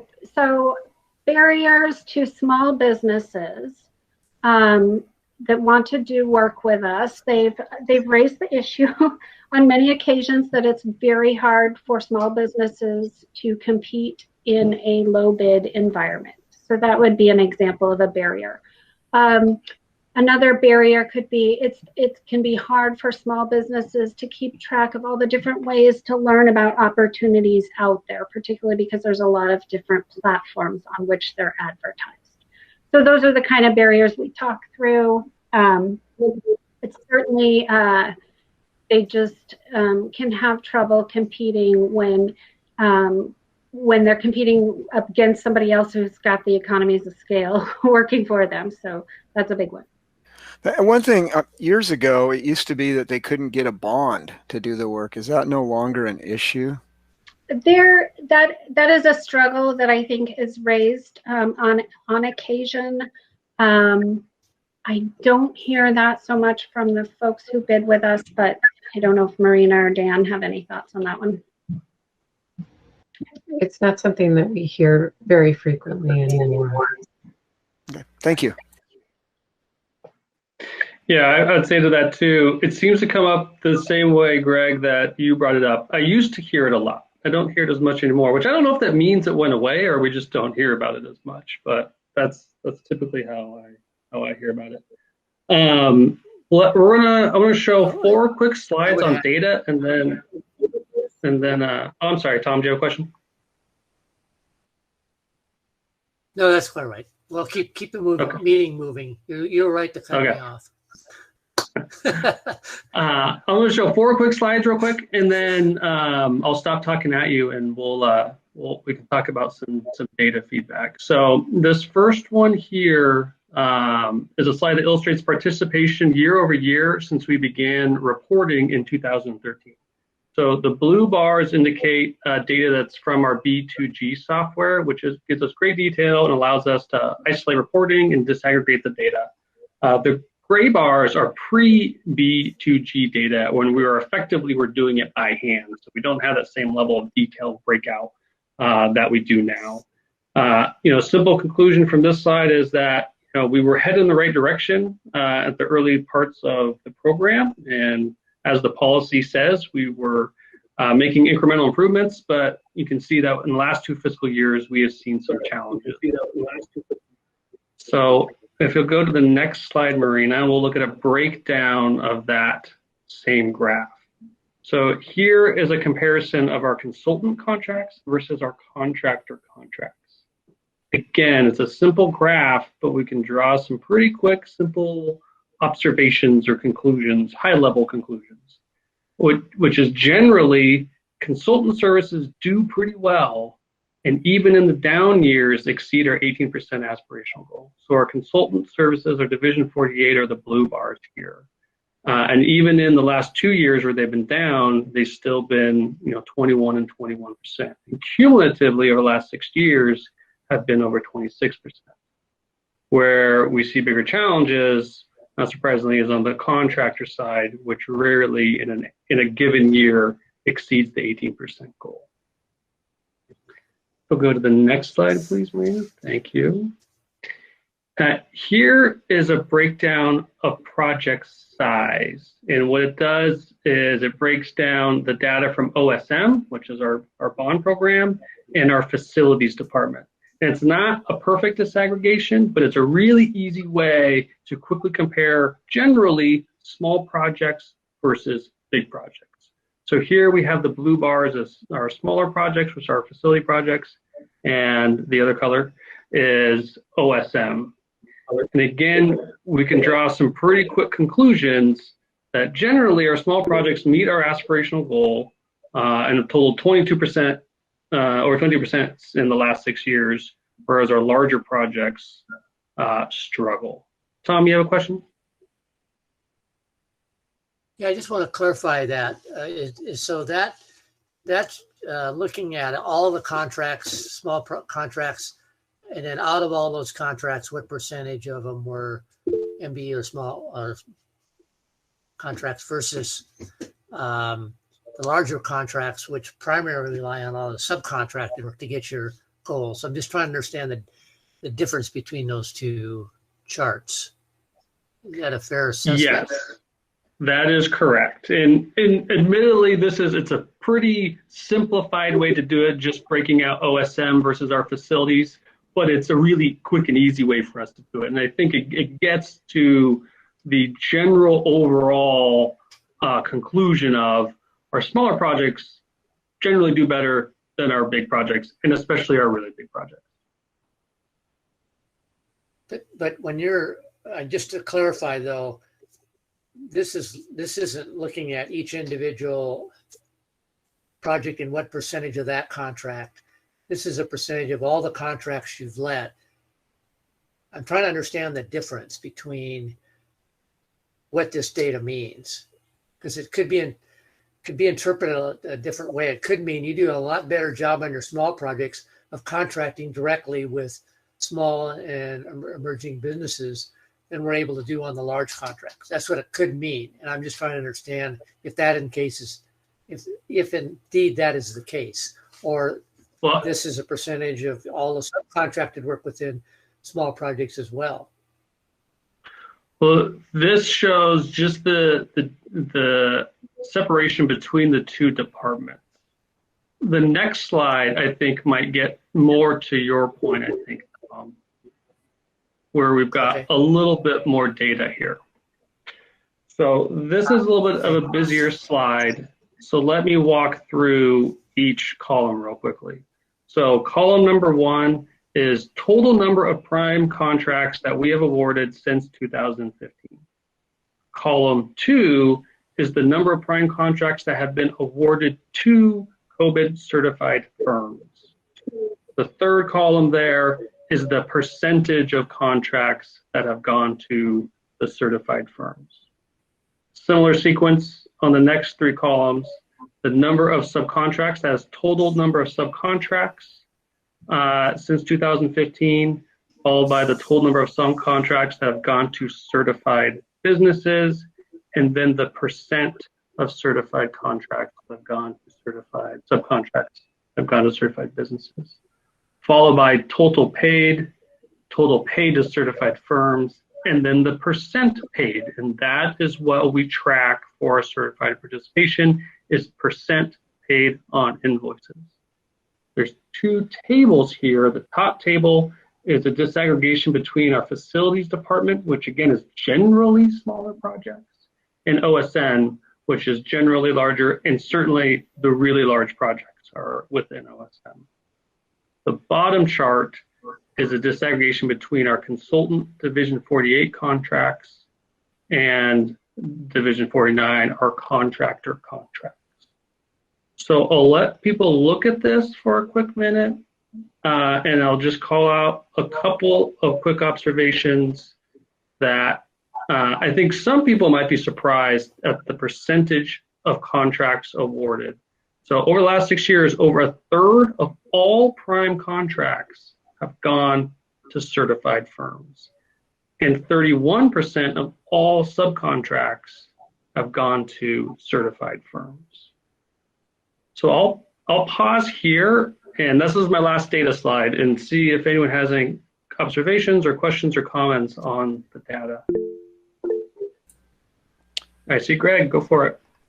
Yeah, I don't know if it's a observation. So you're at 16%, which is 2% below your aspirational goal, and an aspirational goal is something that's usually pretty far out there that, you know, really is an aspiration. So you have got, I think you're making great progress in the number of businesses. I'm curious how you compare to peer agencies. I mean, are you guys better than they are? Or how do we compare from a peer point of view, if you even know that? And I also would say you didn't know that the 18% was even a number when you started, that you have no data to back it. So I guess that would also be another peer comparison, is what are other agencies in the same kind of business doing to get not City of Portland or some peer school districts that are doing bond programs. What are your peers doing? Yeah. Well, one of the tasks of the bond performance auditor is to look at some other comparable programs and see if we can do an apples to apples comparison. I think, Marina, jump in here. I think what they're going to find is it's really, really hard to compare apples to apples. A lot of programs really operate very differently. Many exclude certain scopes that they know are difficult to achieve. One, I think Emily found out the other day that they only report at the prime level and not at the subcontractor level. Some exclude projects over a certain size. And so it becomes quite the challenge to make it an apples to apples comparison. But that is something that they are trying to tease out, that we can get some information. Marina, does that sound about right? That's about right. I mean, they've looked at a number of different other agencies, both larger and school districts. But as Dan said, each agency has a different way of setting goals. And so if we have a single 18% goal across every project, there may be an agency out there that is setting project-specific goals. There are agencies out there that are setting goals based on the trades. So they know that certain trades don't have good representation. So they're lowering their goals for those trades because they know they're not going to achieve the goals because the representation is not there to begin with. So it is very challenging to do that kind of apples to apples comparison. And I think that's some of the things that we're, sorting through with our performance auditors in terms of how they report out that information. Because we'd like it to be clear to, the agencies that they've talked with and what they've discovered. I'd also add, specifically around school districts in Oregon, we were the first school district to put an equity policy in place. And only very recently, Beaverton and North Clackamas have joined us in that. I'm not aware of any others within Oregon that even have established equity and contracting policies. And my memory is North Clackamas's goals, at least, are significantly below ours. Tom? Yeah, I think this chart was very, very useful because the dollars can be just depending on the nature of the project. I just offer a suggestion to consider is, I know oftentimes when we particularly on the large contracts where you have an opportunity to sit down and negotiate with your general contractor, there's an analysis that looks at the amount of work that's available based on the goal is based on the work that the contract has against available contractors that can perform that type of work. And then those are used as a way to kind of achieve the goal, because you don't want to set an unrealistic goal if you know you don't have a contracting community to support that. It'd be interesting to know if there's a way to measure that somehow, going particularly maybe with the bigger contracts, where early on, they will set a goal, and then we see how they, we understand how they base the goals based on their analysis of the market and so forth, and then how are they doing compared to the goal, as opposed to always trying to target it to the 18%. And I don't know if that's how difficult that would be to do, but I think that might be useful in the future for some of these projects where we come in and they're small business performance. Well, maybe that particular work just didn't lend itself to any opportunities, in which case it's okay. But if it did and they didn't hit it, then there's room for questions. Well, what happened here? It's just a thought, is another way of looking at measuring them, as opposed to only looking at the dollars and the percentage. So that's my 2 cents. Yeah, no, I very, very much appreciate that feedback. I think those are the type of discussions we want to continue to have going forward. Norm? Yeah, I think when I was talking with the auditors, they were interviewing me on the equity portion of their audit. And one of the things that came up was the topic of a disparity study. And I don't know if that would be helpful, or the thought that maybe some other Portland agencies had done one, because that kind of gets at how realistic is 18%. And it could be expanded, like Tom was talking about, to actually look at specific trades, because there's things on large projects like foundation piling and shoring where maybe there isn't a viable or any minority contractor or NWESB contractor that's viable. And so you have a large component of the project that you have zero chance of getting any participation.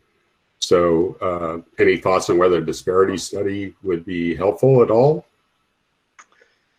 It's a great question. And Emily, I don't know if you have any specific feedback on disparity studies. I know the district has had some conversations about them over the years, and anecdotally, the feedback that I've heard is they're very expensive, they're very intensive, and often they don't produce the results that the agency is expecting. I don't have a lot of direct experience with them. I don't know, Emily, if you've heard something similar. Yeah, I mean, it involves hiring usually lawyers and economists who team together. They can run into the several hundreds of thousands of dollars.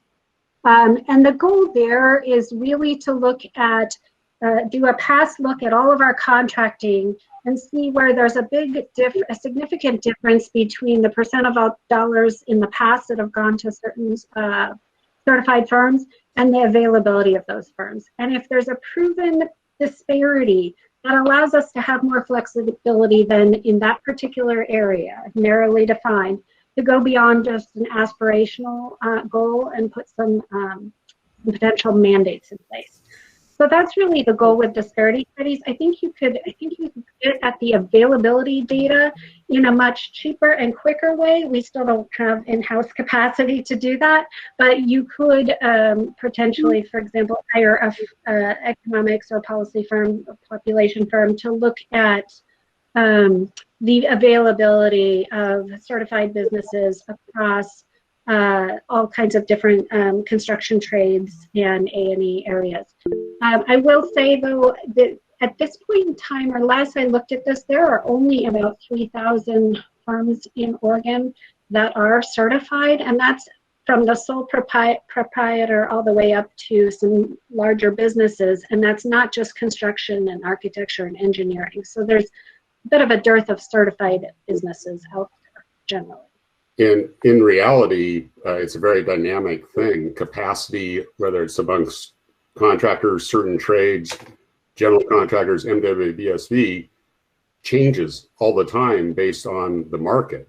So when the market's really busy, and particularly if there's a heavy load on public projects, then maybe the availability of certain subs goes down, and then it goes back up when the market cools. So you could do a disparity study, and I don't know, you can't really project going forward. All you can do is look backwards. So I appreciated you talking about the nuance of the 18% goal and all the components and attributes that go into it. It's really a complex thing, and like I said, it's dynamic, so it's really hard to get your arms around it. But you've done a great job of tracking, and I think you've done a tremendous job. And it's always good if you're attaining 14 to try to keep pushing towards 18. But I don't know if you want to beat yourself up for not always attaining the 18. And in some cases, it looks like you're exceeding it. So, like I said, it's a complex and nuanced topic for sure. Thank you. Dick, I see you have your hand raised. Yeah, thank you. Go ahead, Dick.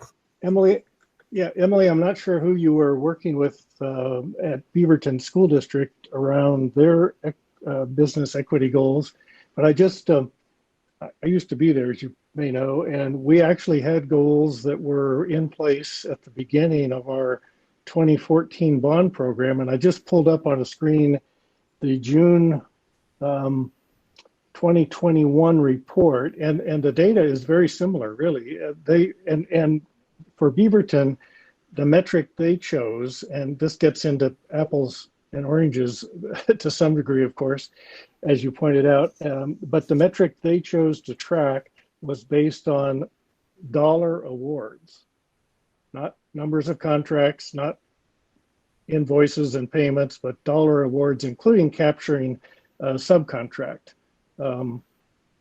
awards.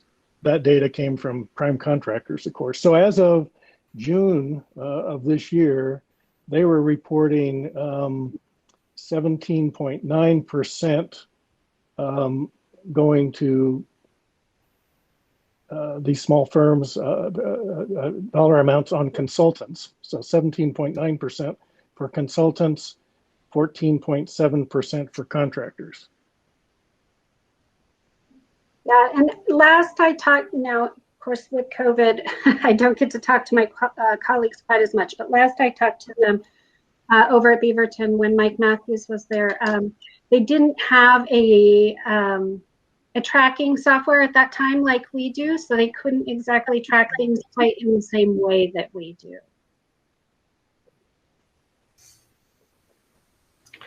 Tom, see your hand raised?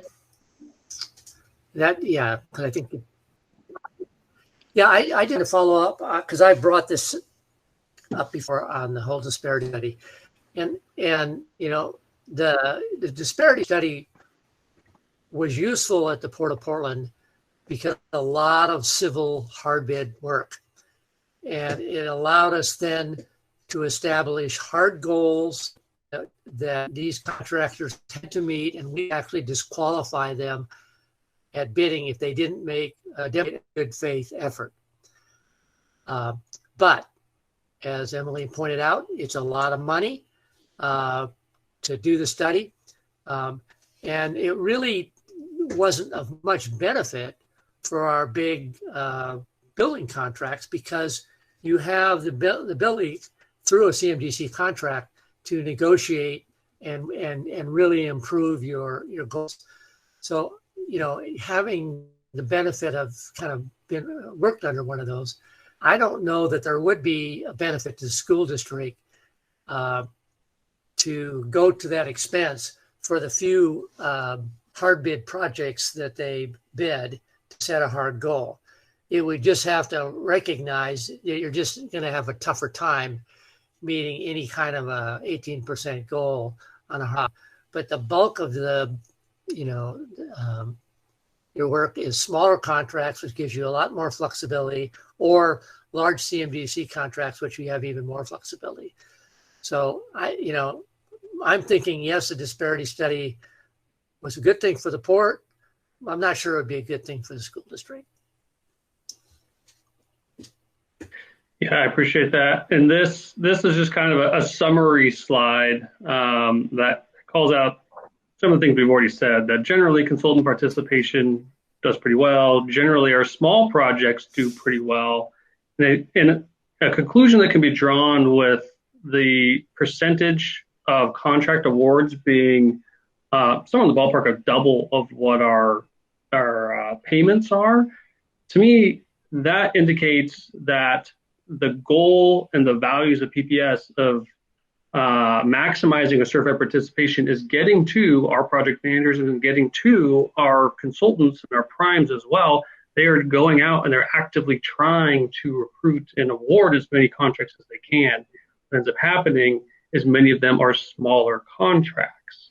And so where we struggle is with our large construction projects, and more specifically, our large construction subcontracted scope of works that are not easily broken into smaller packages like MEP.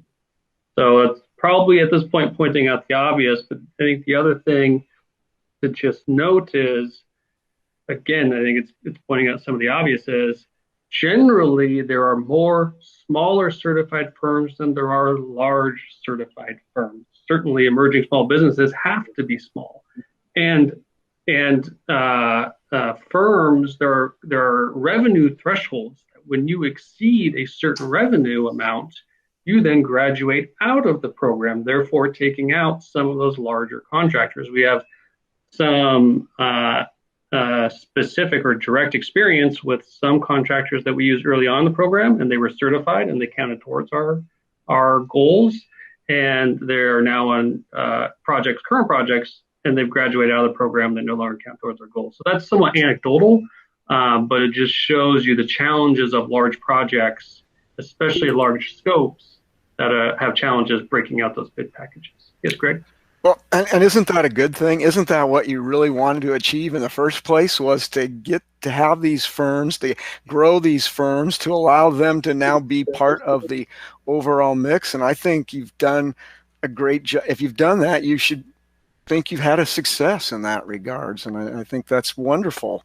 And the fact that the 30-year contracts are going to those small firms and 16% is the money, I think frankly, it's impressive. And maybe it isn't to your aspirational goal, but I think you guys have done a great job in doing this. And you've gotten firms that have, in essence, graduated from the program now. Yeah, I appreciate that. Marina, would you mind going to the very last slide and we'll wrap up? I appreciate those comments, Greg. And it goes back to kind of the food for thought topics of the goals that we have now that live within our administrative directive, the aspirational goals, focusing on business ownership. Is that the right goal? And I'm not looking for an answer. This is rhetorical. Is that the right goal, or are there other goals and metrics that maybe better define what our values are as far as our equity goals? And this is just a quick chart that highlights some of the things that are going to be coming up where we're going to be having these conversations more specifically. Certainly the bond performance audit and their recommendations. We're having discussions right now with NAMAC about partnering with them, where they will similarly would give us some recommendations. And then certainly our equity committee, we're continuing to meet with them and take their feedback as well. So I think I'm well over time, Marina. So if there aren't any questions, we'll move on.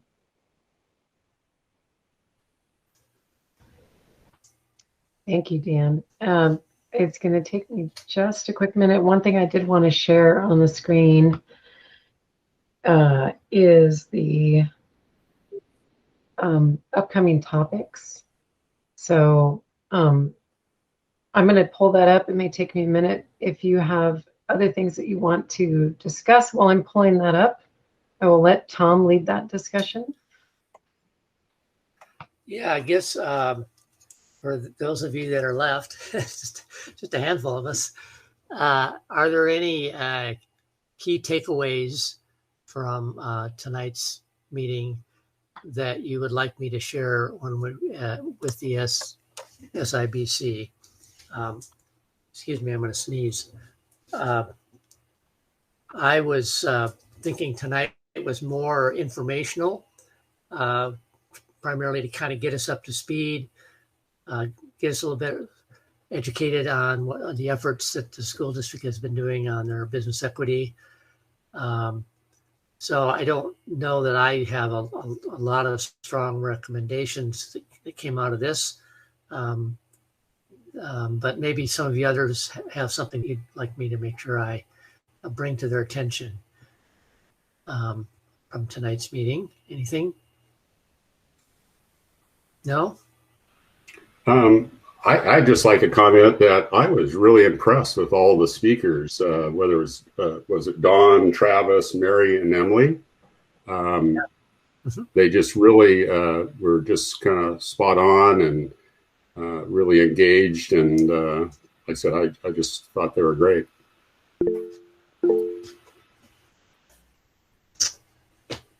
Thank you, Norm. We will make sure that gets to the folks that had to drop off earlier. Yeah.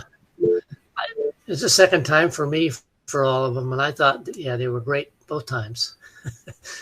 So I watched them present at the SIBC meeting as well, just to kind of get a sense of what these programs were about as we started thinking about our role. Yeah, it's well beyond the areas of many of our expertise. So it's. But it was very interesting nonetheless, and it'll get a more in-depth views of some of the other challenges going on within the district as well. So this Marina brought this up, and this was kind of in response to some feedback that happened after the last meeting about kind of weighing in on the agenda. And so for this first go around, we all kind of agreed we were going to try this new approach, given the fact that the bond program has gotten so big compared to what it was when I first started. And how do we cover all this stuff in a way, recognizing we don't have time to get into the weeds as much as we did in the past. So next meeting, we'll be getting an update on the modernizations again in a little more detail. Any feedback about what you'd like to see or focus on? I think Marina would appreciate hearing that now, so she can then better prepare the PMs who will be presenting. So any thoughts on the modernization? I'm assuming we're all ready to hear what's going on with those anyway, so it's about time we hear about them. So I'm guessing none of you are going to say, well, let's put that off another meeting. But that is an option, I suppose. So any thoughts?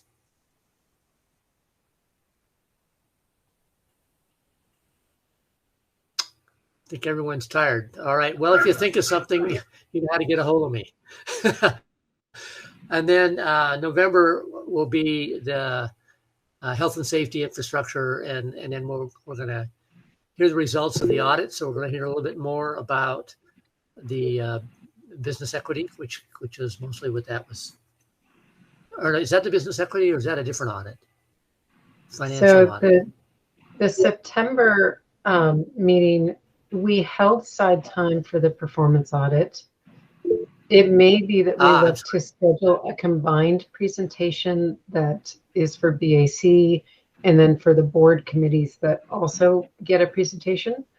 Since we haven't seen the latest iteration of the school improvement bond committee for the board, we're still kind of waiting to get more information on that to be able to schedule it. So it is a little bit, it's available potentially for us to do something different in September. The November is really just a presentation on the district's financial audit. So okay. I got them confused. My bad. And I think Karen raised her hand. I did. Just 2 comments. I agree with what Norm has said, and Greg. in regards to the business equity, because I remember, when I was doing this, working for Providence, and we had an aspirational goal of 10 and 12%, and going up against a lot of the public projects and trying to get minority businesses and and women-owned businesses to participate was hard. It was tough, and there was always this supply and demand tug of war back and forth. But I think it's impressive. I think you guys have done a great job. For the modernization projects, I think it would be, I go by Lincoln High School probably 3 times a week, and it would be nice to be able to see what's going on inside. I mean, all you can see is what's going on the outside. So I don't know if it's, I can't remember who's doing Lincoln. If we could get some picture or some photographs or discussion about what's going on inside, that would be great. Okay, we'll make sure that we have some interior shots. Yeah, that'd be great. Thanks. Or a tour would be nice. Oh yes, a tour would be great. We are looking to see if we can do the September meeting at McDaniel High School and have a tour just for BAC members prior to that. But it's like all of our newly modernized schools, it's going to be very, very popular once it opens. So we're working to see if we can get fit in there to do that there. Otherwise, we will look at a different location for a tour. And then, so are you saying our next will be in person? I'm hopeful that it'll be at McDaniel. Yeah. Yes, we're working on the arrangements. Right. Cool. Can hardly wait. Rena, no one's commented on your new budget chart, and I wanted to comment that I appreciated you having the breakout between bond funds and other funds so we can see what we're actually dealing with in terms of what got voted on, and the fact that I appreciate what you've done in trying to make it a little easier. At least it was easier for me to understand as I'm reading those. I don't know if anyone else thought they needed different, but I liked what you've done, and it gave me a real help. Thanks, Greg. I appreciate that feedback. I would like to try to roll that out for the OSM projects as well, because I think it would actually be super useful. We get a fair number of grants that you just don't see them necessarily. They get buried. Yeah. Well, I think in the past there would be these detailed sheets where if you took the time to peruse through all the changes to the budget, you'd see all that. This new approach, I agree with Greg, was a really nice way of summarizing it, and I think it'll be good for the bond program as well, because I know that 2012 in particular grew quite a bit through other funding sources. I don't recall how much that's been the case for 2017, but clearly now that we have this new wrinkle where you have curriculum and IT infrastructure and other things, that you're going to have the same challenge. So I think that was a good addition as well. So I appreciate you doing that. Thank you. And Dick, you have your hand up too. Any other comments? I know we're going a little late. Yeah, two real quickies. First, and speaking of tours, I really appreciated the tour of Kellogg. I was very impressed with the quality of the construction and just how the building was organized and laid out. I think that has turned out really, really well. Second thing, different subject. I was happy to hear the careful scrutiny that's going on regarding expenditures in the curriculum and technology areas that are bond compensable and which are not. This is the right time to be sure that all of those costs are in the right bucket and not to try to have to fix them later on. So that's very good. Thank you. We've spent a lot of we meet weekly to review those proposed expenses. Now, maybe if technology and curriculum stopped spending money so quickly, we wouldn't have to meet as often. But the need is there for us to come up with decisions before we put the money out the door. So, thank you. And that that concludes what I have.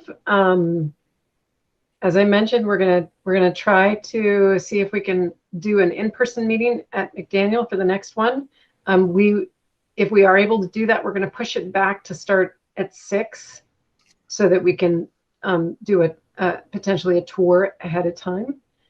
And if for some reason we end up doing virtual again, we'll probably look at that 5:30 again. But we're flexible. We'll make it work one way or another.